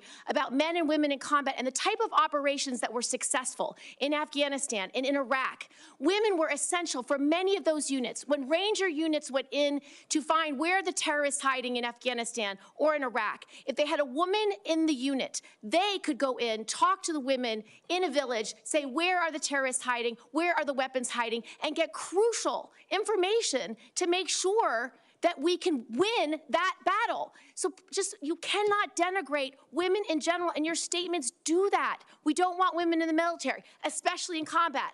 What a terrible statement. So please, do not deny that you've made those statements. You have. We take the responsibility of standards very seriously, and we will work with you. I'm equally distressed you would not meet with me before this hearing. We could have covered all of this before you came here, so I could get to the 15 other questions that I want to get to. So women you have denigrated. You have also denigrated members of the LGBTQ community. Did you know that when Don't Ask, Don't Tell was in place, we lost so many crucial personnel, over 1,000 in mission-critical areas. We lost 10% of all our foreign language speakers because of a political policy. You said in your statement, you don't want politics in the DOD. Everything you've said in these public statements is politics. I don't want women, I don't want moms. What's wrong with a mom, by the way? Once you have babies, you therefore are no longer able to be lethal? I mean, you're basically saying women, after they have children, can't ever serve in the military in a combat role. It's a silly thing to say. It's a silly thing to say, beneath the position that you are aspiring to. To denigrate LGBTQ service members is a mistake. If you are a sharpshooter, you're as lethal regardless of what your gender identity is, regardless of who you love. So please know this to be a true statement. So you say it was a political thing. You say it undermined us, social engineering. I don't know why someone having to publicly say or not publicly say who they love is social engineering. I think having that policy in the first place was highly problematic. And as you said in your statement, do you agree anybody should be able to serve in the military if they meet the standards? Senator, as the president has stated, I don't disagree with the overturn of Don't Ask, Don't Tell. Great, because I don't want you thinking, can't serve if you're a mom, can't serve if you're LGBTQ, and then last, can't serve if you're a leftist. The statements you said about people who have views differently than you, that we're the enemy, are you saying that 50% of the DOD, if they hold liberal views or leftist views or are Democrats, are not welcome in the military? Are you saying that? Senator, I volunteered to deploy to Afghanistan under Democrat President Barack Obama. I also volunteered to guard the inauguration of Joe Biden, but was denied the opportunity to serve because I was identified as an extremist by my own unit for a Christian tattoo. Thank you very much. Senator Gillibrand, you held up a document and referred to it during your questioning. Would you like that entered into the record? It may be one without my marks. Okay, yeah, okay, we'll delete. We'll submit a clean it up. copy. Without objection, that will be admitted at the point of your question. And I would like to enter into the record at this point a letter of support from retired Air Force Colonel Melissa Cunningham. Colonel Cunningham supports Mr. Hegseth and mentions his warrior ethos, combat effectiveness, and maintaining military training standards. So without objection, both of those will be admitted, and I now recognize Senator Rounds. Thank you, Mr. Chairman. First of all, good morning. I'd like to thank you for your service to our nation in uniform and also for your work on behalf of your fellow veterans and for your willingness to enter into this maelstrom of public service. I think the presence of so many veterans who have showed up to support you speaks volumes. I also want to recognize your family service and sacrifice. You know as well as anyone that it's not just the man that enters the arena, but it's the entire family who also works their way through this process as well. I appreciated our meeting with you and with your wife Jennifer this last month. I thought that we had an excellent conversation, and I appreciate your statement and your answers to the advanced policy questions, especially your desire to bring a renewed focus on warfighting and lethality back to the Pentagon. I also respect and I appreciate my friend and colleague, Senator Gillibrand, and some of her questions, and I know that she had a number of them in there. You had an opportunity to respond very briefly. Were there any other responses that you would like to make or clarifications that you would like to make before I move on to my questions? Senator, thank you very much for the opportunity to meet and for the question. I would also acknowledge you were mentioning female engagement teams, which have shown a great deal of success on the battlefield. It would be and universally acknowledged as such. I've been in Iraqi homes where the language and gender barrier was real, and the ability to have someone there to help in that process would be a massive accelerant in mission success.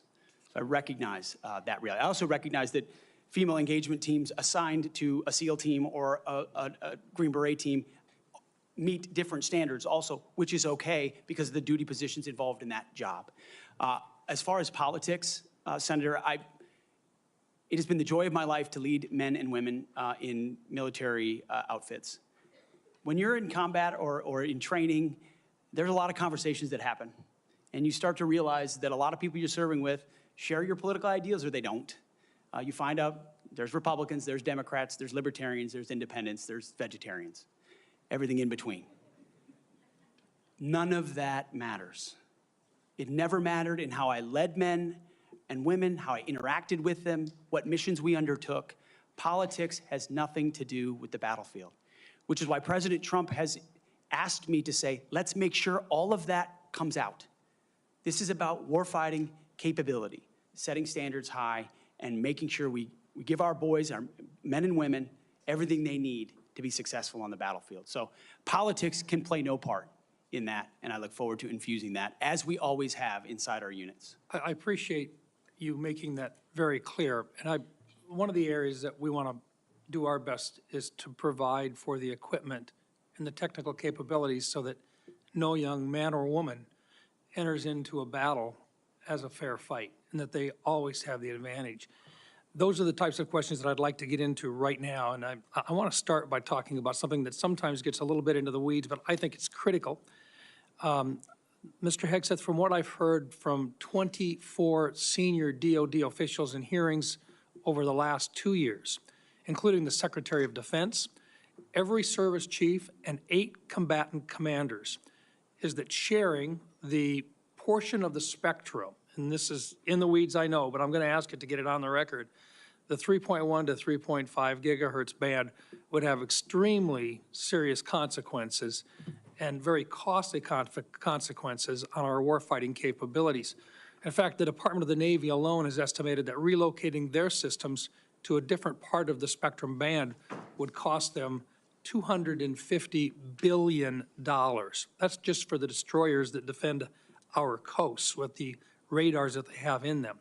If confirmed, what will you do to make sure that the Department of Defense can maintain its access to and the use and to be able to maneuver within the electromagnetic spectrum at home and abroad? And would you be willing to literally go to the mat with the interagency to protect warfighter requirements for the use of the spectrum? Well, Senator, thank you for the question. And my job, in part, will be to go to the mat when necessary for things I believe are an absolute requirement for the Department of Defense and the men and women in uniform. There's no doubt about that. In this particular case, as far as spectrum, I look forward, as I've said before, getting a full class of, because this issue has come up a number of times in meetings. It's critically important with how our warfighters communicate across all services.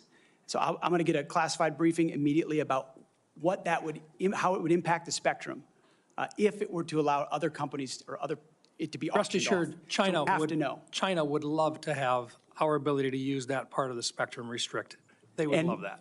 Absolutely right. And so I will go in with eyes only toward ensuring we have the capabilities we need and there's no disruption when I take that brief. Thank you.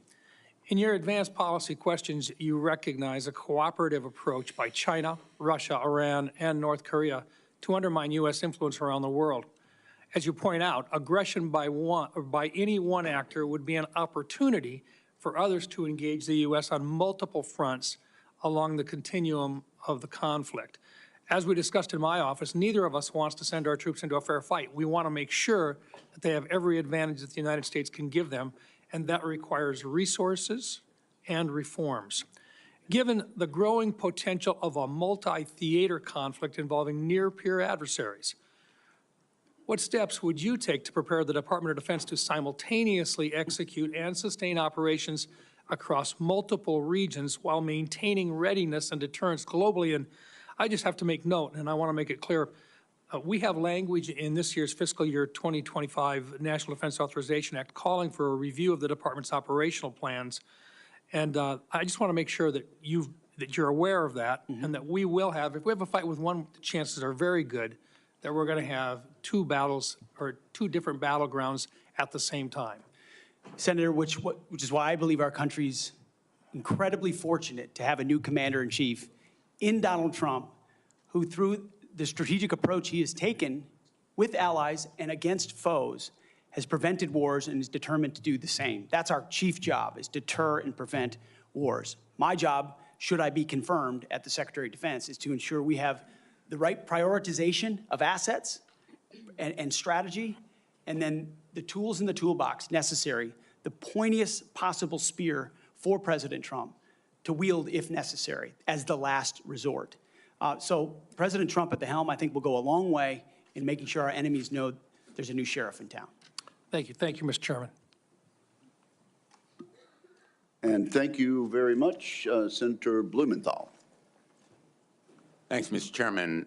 Thank you for having this hearing. Thank you for being here, Mr. Hegseth. And I want to join in expressing appreciation and respect for your service to our country, and thanks to all the veterans who are here today, and thank you for your service as the ranking member of the Veterans Affairs Committee. I hope we can focus on doing better for our veterans and doing better in management of the Department of Defense. There's always room for improvement.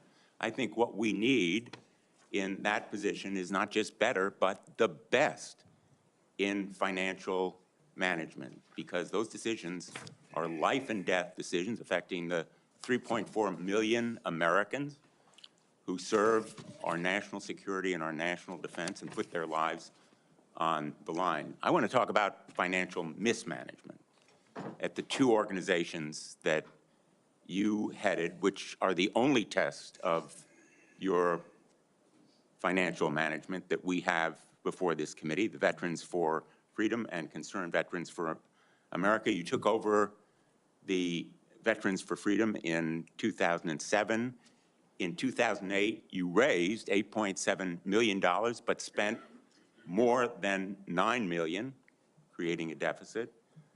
By January 2009, you told donors that the organization had less than $1,000 in the bank and debts of $434,000. By 2010, revenue at the Veterans for Freedom had dropped to about $265,000. In the next year, it had dropped further to $22,000. You don't dispute these numbers, do you? Senator, I'm extremely proud of the work me and my fellow vets did at Vets for Freedom. A bunch of young vets with no political experience, a small group, working hard every single day. We raised donor funds. And we have letters submitted for the record from almost everyone that worked with me every single day, including our chief operating officer, who will attest that every dollar we raised was used intentionally toward the execution of our mission, which is supporting the warfighters, exactly why we're here today, the warfighters in the Iraq surge. There was a campaign in 2008, Senator. If Barack Obama I versus can John just McCain. ask you another We believe question, John McCain would be the right person to win, and so we spent tax more. returns from that organization. I'm glad they're for the record. I am going to ask to be entered into the record, Mr. Chairman. Without objection. These tax returns are yours. They have your signature. And I'm going to ask that members of the committee review them because they're the only documents. I've asked for others. I've asked for the FBI report that would presumably document, it should have documented, this kind of financial mismanagement. And these are the 990s from that organization.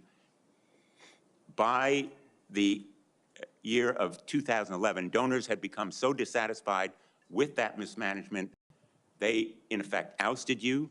They merged that organization with Military Families United, and thereafter, you joined a second organization as executive director. In between, Senator, I went to Harvard University for 2 years and Afghanistan. I want to ask you questions about Concerned Veterans for America. Again, another set of tax returns, the 990s from that organization. I ask they be made part of the record, Mr. Chairman. Without objection, both of those returns are now part of the record. 2011 to 2016. At the end of 2013, shortfall of $130,000. At the end of 2014, shortfall of $428,000. You had a surplus the following year, but then another deficit of $437,000. By the time you left, that organization had deep debts, including credit card transaction debts of about $75,000. That isn't the kind of fiscal management we want at the Department of Defense. We can't tolerate it at the Department of Defense. That's an organization with a budget of $850 billion, not 10 or 15 million, which was the case at those two organizations. And it has command responsibility for 3.4 million Americans. The highest number that you managed in those two organizations was maybe 50 people. Let me ask you, how many men and women now serve in the United States Army? What is Sen's strength? Senator, I would like an opportunity to respond to Well, the I've asked you a impugning of question. my How many- leadership of how a many men veterans and women organization. Concerned currently Veterans for serve? America, you're on the VA committee, sir, and I appreciate your service there. The VA Accountability Act and the Mission Act were all brainchilds of Concerned Veterans for America. We used our donor money very intentionally and focused to create policy that bettered the lives of veterans. Mr. Hegseth, I'm asking you a very simple question. How many men and women currently serve in the United States Army? Senator, the United States Army, 450,000 on active duty, sir. And how many in the Navy? And the Navy is 425, sir. Well, it's 337 this year. How many in the Marine Corps? 175,000, sir. 172,300. Those numbers dwarf any experience you had by many multiples. I don't believe that you can tell this committee or the people of America that you are qualified to lead them. I would support you as the spokesperson for the Pentagon. I don't dispute your communication skills, but I believe that we are entitled to the facts here. I've asked for more documents. I assume you'd be willing to submit to an expanded FBI background check that interviews your colleagues, accountants, ex-wives, former spouses, sexual assault survivors, and others, and enable them to come forward. Senator, I'm not in charge of FBI background checks. But you would submit to it and support it. I'm not in charge of FBI background checks. Thank you, Senator Blumenthal. I at this point, want to submit a letter from Captain Wade Zirkle, the founder of Vets for Freedom, and the person who hired Pete Hegseth to run the organization. Although the 2008 financial crisis dried up fundraising for nonprofits, Captain Zirkle says, and I quote, "Pete responded to this crisis with decisive action by reducing staff and renegotiating all debts with creditors until they were fairly resolved, an impressive feat and a testament to Pete's character." Pete departed VFF in 2010 to take on a new role with Concerned Veterans for America. Pete departed on good terms. Without objection, that will be added to the record. Senator Ernst, you're recognized for 7 minutes. Thank you, Mr. Chair. And I ask unanimous consent to enter into the record a letter submitted by Mr. Mark Lucas, who is a fellow Iowan and Iowa Army National Guard member. Mr. Lucas and I served together in the Iowa Army National Guard. He succeeded Pete Hegseth as Executive Director of Concerned Veterans for America. And in his letter, Mr. Lucas says that Mr. Hegseth, quote, laid a strong foundation that postured CVA for long-term success, end quote. And that Mr. Hegseth, quote, continued to be an invaluable asset to both me as a leader and the organization, end quote. So I would ask for unanimous consent to enter this Washington Times article and the letter from Mr. Mark Lucas into the record. Without objection. Okay, thank you, Mr. Chair. Good morning, Mr. Hegseth, and thank you very much. I appreciate your service to our nation. It's something that I know you are very proud of, and it is something that we have in common and that we share. You and I have had many productive conversations. And just for our audience, we have had very frank conversations. Is that correct, Mr. Hegseth? Senator, that is a correct characterization. You know that I don't keep anything hidden, pull no punches. My colleagues know that as well. So I do appreciate you sitting down and allowing me the opportunity to question you thoroughly on those issues that are of great importance to me. Just to recap those issues, 3 that are very important. One is the DOD and making sure that we have a clean audit. The second is women in combat, and we'll talk a little bit more about that in a moment. And the third was maintaining high standards and making sure that we are combating sexual assault in the military. Okay, so Mr. Hegseth, I'm going to address the issue because this will tie into some of the financial concerns that have been raised here as well. And it's why, you know, I, trusting my fellow Iowan, asked for unanimous consent of his letter to go into the record. But like me, a lot of Iowans are really, really concerned and upset about the wasteful Washington spending and of course, in our Pentagon. It's an issue that I have been combating for years. So there's significant room for greater efficiency and cost cutting within the department. And the DOD is the only federal agency that has never passed an audit. As the Senate DOJ caucus chair and founder, that's unacceptable to me, and it should be unacceptable to you as well. So I appreciate that you mentioned that in your opening statement. What are those steps that you will take to ensuring the Pentagon has a clean audit by the year 2028? Senator, I appreciate your work on this topic, which you've been involved in for a long time. You mentioned Concerned Veterans for America. I just want to clarify. We have very generous donors who set a very clear budget that we stuck to every single year. So the latitude there was restricted, and we worked very hard and diligently inside it.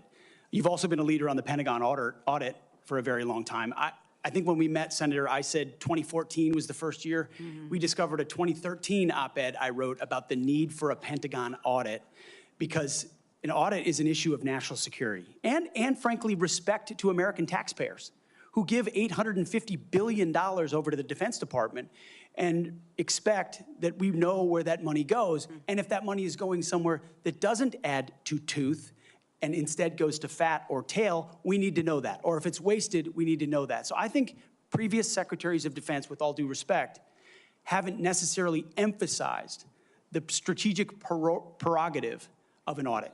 And myself, my deputy SecDef, and others already know that a Pentagon audit will be the comptroller, others central to ensuring we find those dollars that can be used elsewhere legally under the law inside the Pentagon. So you have my word, it will be a priority. Okay, thank you. Okay, moving on to women in combat, and I had the privilege of serving in uniform for over 23 years. Between our Army Reserves and our Iowa Army National Guard, did serve in Kuwait and missions in Iraq. And so it is incredibly important that I stress, and I hope that if confirmed, you continue to stress, that every man and woman has opportunity to serve their country in uniform and do so at any level as long as they are meeting the standards that are set forward. And we talked about that in my office. I do believe in high standards. Now, I was denied the opportunity to serve in any combat role because I have a lot of gray hair. And the policy has changed since then, okay? So I've been around for quite a while. But for the young women that are out there now and can meet those standards, and again, I'll emphasize they should be very, very high standards. They must physically be able to achieve those standards so that they can complete their mission. But I want to know, again, let's make it very clear for everyone here today. As Secretary of Defense, will you support women continuing to have the opportunity to serve in combat roles? Senator, first of all, thank you for your service, as we discussed extensively as well. It's my privilege. And my answer is yes, exactly the way that you caveated it. Yes, women will have access to ground combat roles, given the standards remain high, and we'll have a review to ensure the standards have not been eroded. In any one of these cases. That'll be part of one of the first things we do at the Pentagon is reviewing that in a gender-neutral way, the standards, ensuring readiness and meritocracy is front and center. But absolutely, it would be the privilege of a lifetime to, if confirmed, to be the Secretary of Defense for all men and women in uniform who fight so heroic. They have so many other options. They decide to put their right hand up for our country. and it would be an honor to have a chance to lead them. Thank you. And just very briefly, we only have less than a minute left, but we have also discussed this in my office. A priority of mine has been combating sexual assault in the military and making sure that all of our service members are treated with dignity and respect. This has been so important. Senator Gillibrand and I have worked on this, and we were able to get changes made to the Uniform Code of Military Justice to make sure that we have improvements and on how we address the tragic and life-altering issues of rape, sexual assault. It will demand time and attention from the Pentagon under your watch if you are confirmed. So as Secretary of Defense, will you appoint a senior level official dedicated to sexual assault prevention and response? Senator, as we have discussed, yes, I will. Okay, and my time has expired. Thank you for your answers. Senator Hirono. Thank you, Mr. Chairman. Mr. Hegseth, welcome. Thank you. I am focused on your fitness to serve, including your character and temperament and your overall qualifications to do the job. And I do appreciate the comments of Ranking Member Reed with his concerns regarding your nomination, because I share those concerns. As part of my responsibility as a member of this committee to ensure the fitness of all nominees to come before any of the committees on which I sit, I ask the following two initial questions. First, since you became a legal adult, have you ever made unwanted requests for sexual favors or committed any verbal or physical harassment or assault of a sexual nature? No, Senator. Have you ever faced discipline or entered into a settlement relating to this kind of conduct? Senator, I was falsely accused in October of 2017. It was fully investigated, and I was completely cleared. I don't think completely cleared is accurate, but the fact is that your own lawyer said that you entered into an NDA and paid a person who accused you of raping her a sum of money to make sure that she did not file a complaint. Moving on. As Secretary, you will be in charge of maintaining good order and discipline by enforcing the Uniform Code of Military Justice, UCMJ. In addition to the sexual assault allegations, and by the way, the answer to my second question should have been yes. I have read multiple reports of your regularly being drunk at work, including by people who worked with you at Fox News. Do you know that being drunk at work is prohibited for service members under the UCMJ? Senator, those Yes are or no? multiple false anonymous reports peddled by NBC Do you News know that run that directly drinking on the job contradictory to the is dozens of men and women at not Fox News contemplated Channel I'm who not I work hearing- with I'm who not came hearing on the the answer to my record question. and said they've In your never opening seen statement, that. Mr. Hegseth, you commit to holding leaders accountable at all levels. That includes you, of course. And frankly, as Secretary, you will be on the job 24/7. You recently promised some of my Republican colleagues that you stopped drinking and won't drink if confirmed, correct? Absolutely. Will you resign as Secretary of Defense if you drink on the job, which is a 24/7 position? I've made this commitment on behalf of the Will you men and women I'm resign as serving. Secretary of Defense I've if made this you commitment drink on on the behalf of job? the men and women I'm serving. I'm not because it's the hearing- most important deployment I'm not of my hearing an life. answer to my question, so I'm going to move on. While you have made that commitment, you will not commit to resigning if you drink on the job.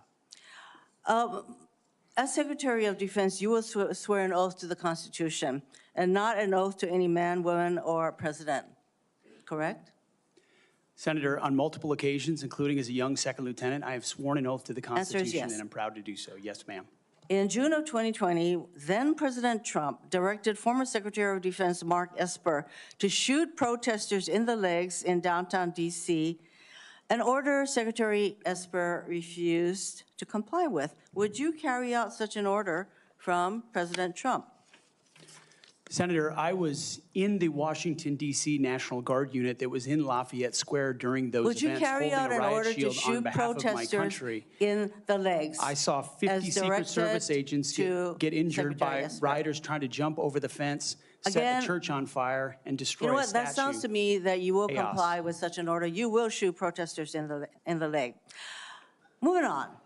President-elect has attacked our allies in recent weeks, refusing to rule out using military force to take over Greenland and the Panama Canal, and threatening to make Canada the 51st state. Would you carry out an order from President Trump to seize Greenland, a territory of our NATO ally Denmark, by force, or would you comply with an order to take over the Panama Canal? Senator, I will emphasize that President Trump received 77 million votes to be the lawful We're commander-in-chief not of this talking country. about the election. My question is, would you use our military to take over Greenland or an ally of Denmark? Senator, one of the things that President Trump is so good at is never strategically tipping his hand. And so I would never in this public forum give one way or another direct what orders the president would give me in any context. That sounds to me that you would contemplate carrying out such an order to basically invade Greenland and take over the Panama Canal. Current DoD policy allows service members and eligible dependents to be reimbursed for travel associated with non-covered reproductive health care, including abortions. Will you maintain this common sense policy? Senator, I've always been personally pro-life.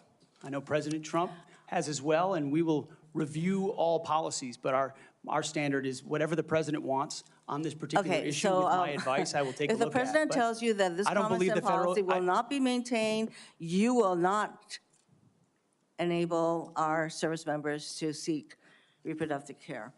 So it sounds I don't like to believe the me. federal government I'm not should be hearing funding answers to my questions, travel for Mr. abortion. Chairman. I just want to note that the other area that of serious concern to me is President Trump saying that he wants to use the military to help with mass deportations, which will cost billions of dollars. And what that will do to readiness is very, very concerning. Mr. Hegseth, I have noticed a disturbing pattern. You previously have made a series of inflammatory statements about women in combat, LGBTQ service members, Muslim Americans, and Democrats. Since your nominations, however, you have walked those back on TV in interviews and most recently in your opening statements. You are no longer on Fox and Friends, Mr. Hegseth. If confirmed, your words, actions, and decisions will have real impacts on national security and our service members' lives. There are close to 3 million personnel in the Department of Defense, $900 billion budget. I hardly think you are prepared to do the job. Thank you, Mr. Chairman. Senator, thank you. That wasn't a question, Mr. Hegseth. Thank you, Senator Rono. Senator Sullivan. Thank you, Mr. Chairman and Mr. Hegseth. Congratulations on your nomination, and thank you and your family for your service and sacrifice. Thank you, Senator. Now for the most important question you will receive all day. In 1935, before the Congress, the father of the United States Air Force, General Billy Mitchell, was testifying about a certain place in the world. He said, quote, "I believe that in the future, whoever holds this place will control the world. This location is the most strategic place in the world." What place was Billy Mitchell talking about? And let me give you a hint, it wasn't Greenland. I believe he was talking about the great state of Alaska. He was talking about the great state of Alaska. Great answer. If confirmed, will you commit to come with me to the great state of Alaska and meet our warriors who are on the front lines every day?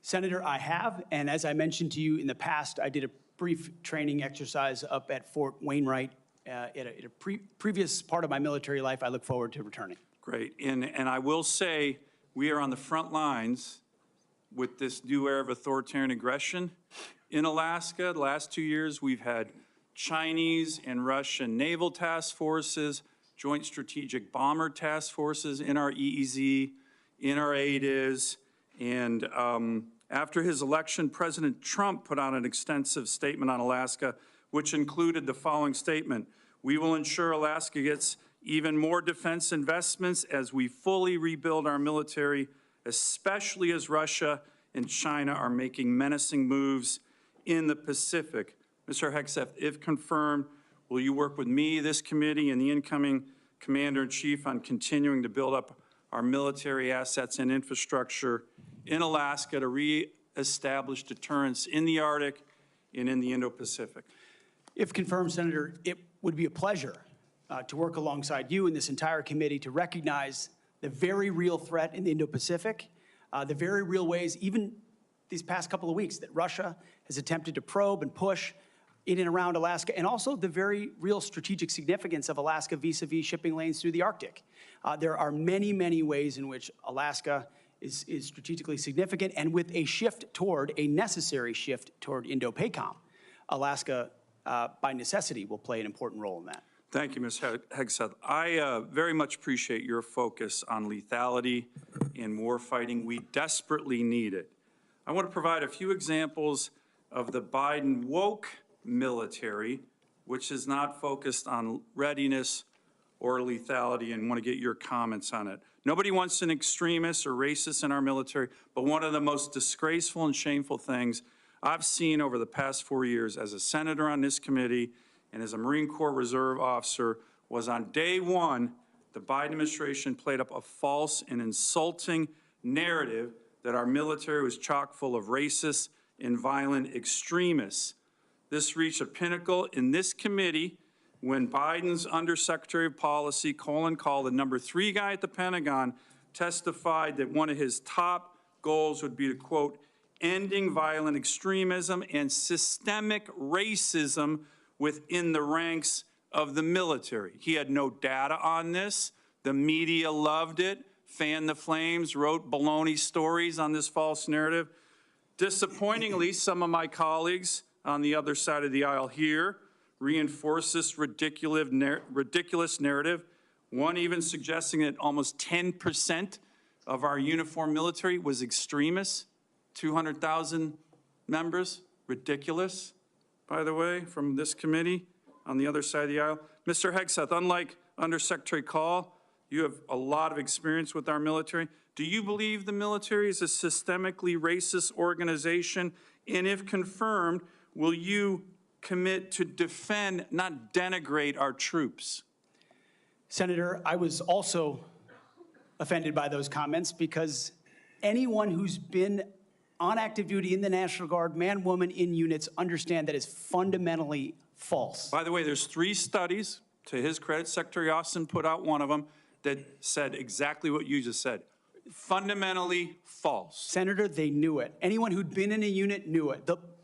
One could argue that if not the least, one of the least racist institutions in our country is the United States military. That's Being right. a racist in our military has not been tolerated for a very long time. One of the Never in my greatest civil rights never in other organizations in America. Would you agree the U.S. military is one of the most forward-leaning, probably one of the greatest civil rights organizations in American history? No doubt.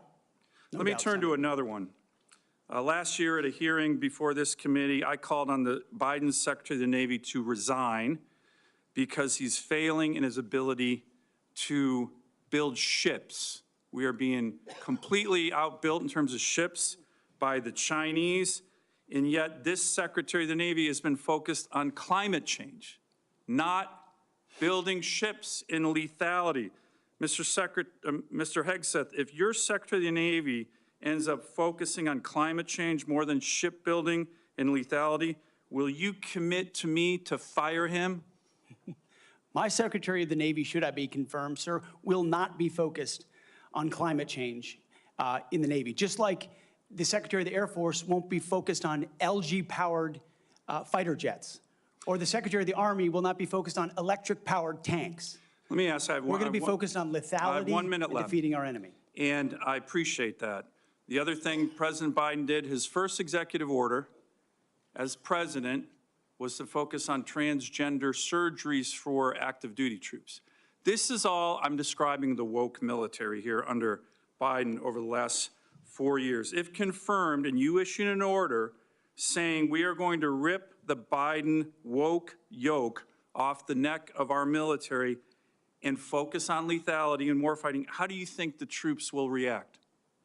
Senator, I know the troops will rejoice. They will love it. They will love it. And we've already seen it in recruiting numbers. There's already been a surge since President Trump won the election of recruiting. The Army says And do you think our military will follow that order? Our military will follow that order, Senator. Gladly. Gladly, because they want to focus on lethality and warfighting and get all the woke, political prerogative, politically correct, social justice, political stuff out of the military. Thank you, Senator Sullivan. Thank you, Senator Kane. Thank you, Mr. Hegseth. I'm looking forward to this opportunity to talk. I want to return to the incident that you referenced a minute ago that occurred in Monterey, California in October 2017. At that time, you were still married to your second wife, correct? I believe so. And you had just fathered a child by a woman who would later become your third wife, correct? Senator, I was falsely charged, fully investigated, and completely cleared. So you think you were completely cleared because you committed no crime? That's your definition of cleared? You had just fathered a child 2 months before by a woman that was not your wife. I am shocked that you would stand here and say you're completely cleared. Can you so casually cheat on a second wife and cheat on the mother of a child that had been born 2 months before, and you tell us you are completely cleared? Senator, how is that a complete clear? Senator, her child's name is Gwendolyn Hope Hegseth, and she's a child of God, and she's 7 years old. And she was, and you cheated on the mother of that child less than 2 months after that daughter was born, didn't you? Those were false charges. Well, it was fully investigated, and I was completely cleared. And I am so grateful for the marriage I have to this amazing woman behind me. You've admitted that you had sex at that hotel in October 2017. You said it was consensual, isn't that correct? Anything? You've admitted that it was consensual, and you were still married, and you just had a child by another woman. Again, how do you explain your judgment? Completely false charges against me. You fully investigated, and I was completely clear. You have admitted that you had sex while you were married to wife 2 after you just had fathered a child by wife 3. You've admitted that. Now, if it had been a sexual assault, that would be disqualifying to be Secretary of Defense, wouldn't it? It was a false claim then and a false claim now. If it had been a sexual assault, that would be disqualifying to be Secretary of Defense, wouldn't it? That was a false claim. So you talking about a hypothetical. So you can't tell me whether someone who has committed a sexual assault is disqualified from being Secretary of Defense? Senator, I know in my instance, and I'm talking about my instance only, it was a false claim. But you acknowledge investigated. that you cheated on your wife and that you cheated on the woman by whom you had just fathered a child. You have admitted that. I will allow your words to speak for themselves. You're not retracting that today. That's good. I assume that in each of your weddings, you've pledged to be faithful to your wife. You've taken an oath to do that, haven't you? Senator, as I've acknowledged to everyone in this committee, not a perfect person, not claiming to be. But no, I just asked a simple question. You've taken an oath, like you would take an oath to be Secretary of Defense in all of your weddings to be faithful to your wife. Is that correct? I have failed in things in my life, and thankfully I'm redeemed by my Lord and Savior, Jesus Christ. In finalizing divorces from your first and second wives, were there non-disclosure agreements in connection with those divorces? Senator, not that I'm aware of. If there were, would you agree to release those first and second wives from any confidentiality agreement? Senator, it's not something I'm aware of. But if there were, you would agree to release them from a confidentiality agreement? Senator, that's not my responsibility. Did you ever engage in any acts of physical violence against any of your wives? Senator, absolutely not. But you would agree with me that if someone had committed physical violence against a spouse, that would be disqualifying to serve as Secretary of Defense, correct? Senator, absolutely not have I ever done that. You would agree that that would be a disqualifying offense, would you not? Senator, you're talking about a hypothetical. I don't think it's a hypothetical. Violence against spouses occurs every day. And if you as a leader are not capable of saying that physical violence against a spouse should be a disqualifying fact for being secretary of the most powerful nation in the world, you're demonstrating an astonishing lack of judgment. The incident in Monterey led to a criminal charge, a criminal investigation, a private settlement, and a cash payment to the woman who filed the complaint. And there was also a non-disclosure agreement, correct? It was a confidential settlement agreement off of a nuisance lawsuit. Right. During an interview, you claimed that you settled the matter because you were worried that if it became public, it might hurt your career. Do you maintain that you were blackmailed? Senator, I maintain that false claims were made against me. And ultimately, Your attorney those used false the claims, frame, I have the opportunity to attest my innocence in those false claims. But you didn't reveal any of this to President Trump or the transition team as they were considering you to be nominated for Secretary of Defense. You didn't reveal the action. You didn't reveal the criminal complaint. You didn't reveal the criminal investigation. You didn't reveal the settlement. You didn't reveal the cash payment. Why didn't you inform the commander-in-chief and the transition team of this very relevant event? Senator, I've appreciated every part of the process with the transition team. They have been open and honest with me. We've had great conversations between the two of us, and I appreciate the opportunity that President-elect Trump has given me. You chose not to reveal this, right? Because you knew it would hurt your chances. So you chose not to reveal this really important thing to the commander-in-chief and the transition team because you were worried about your chances rather than trying to be candid with the future president of the United States. Are there any other important facts that you chose not to reveal to the president-elect and his team as they were considering you to be Secretary of Defense? Senator, I sit here before you an open book, as everyone who's watched this process. With multiple non-disclosure and confidentiality agreements tying the hands of many people who would like to comment to us. Much has been made of your workplace behavior as a leader of nonprofit veterans organizations and as a Fox News contributor.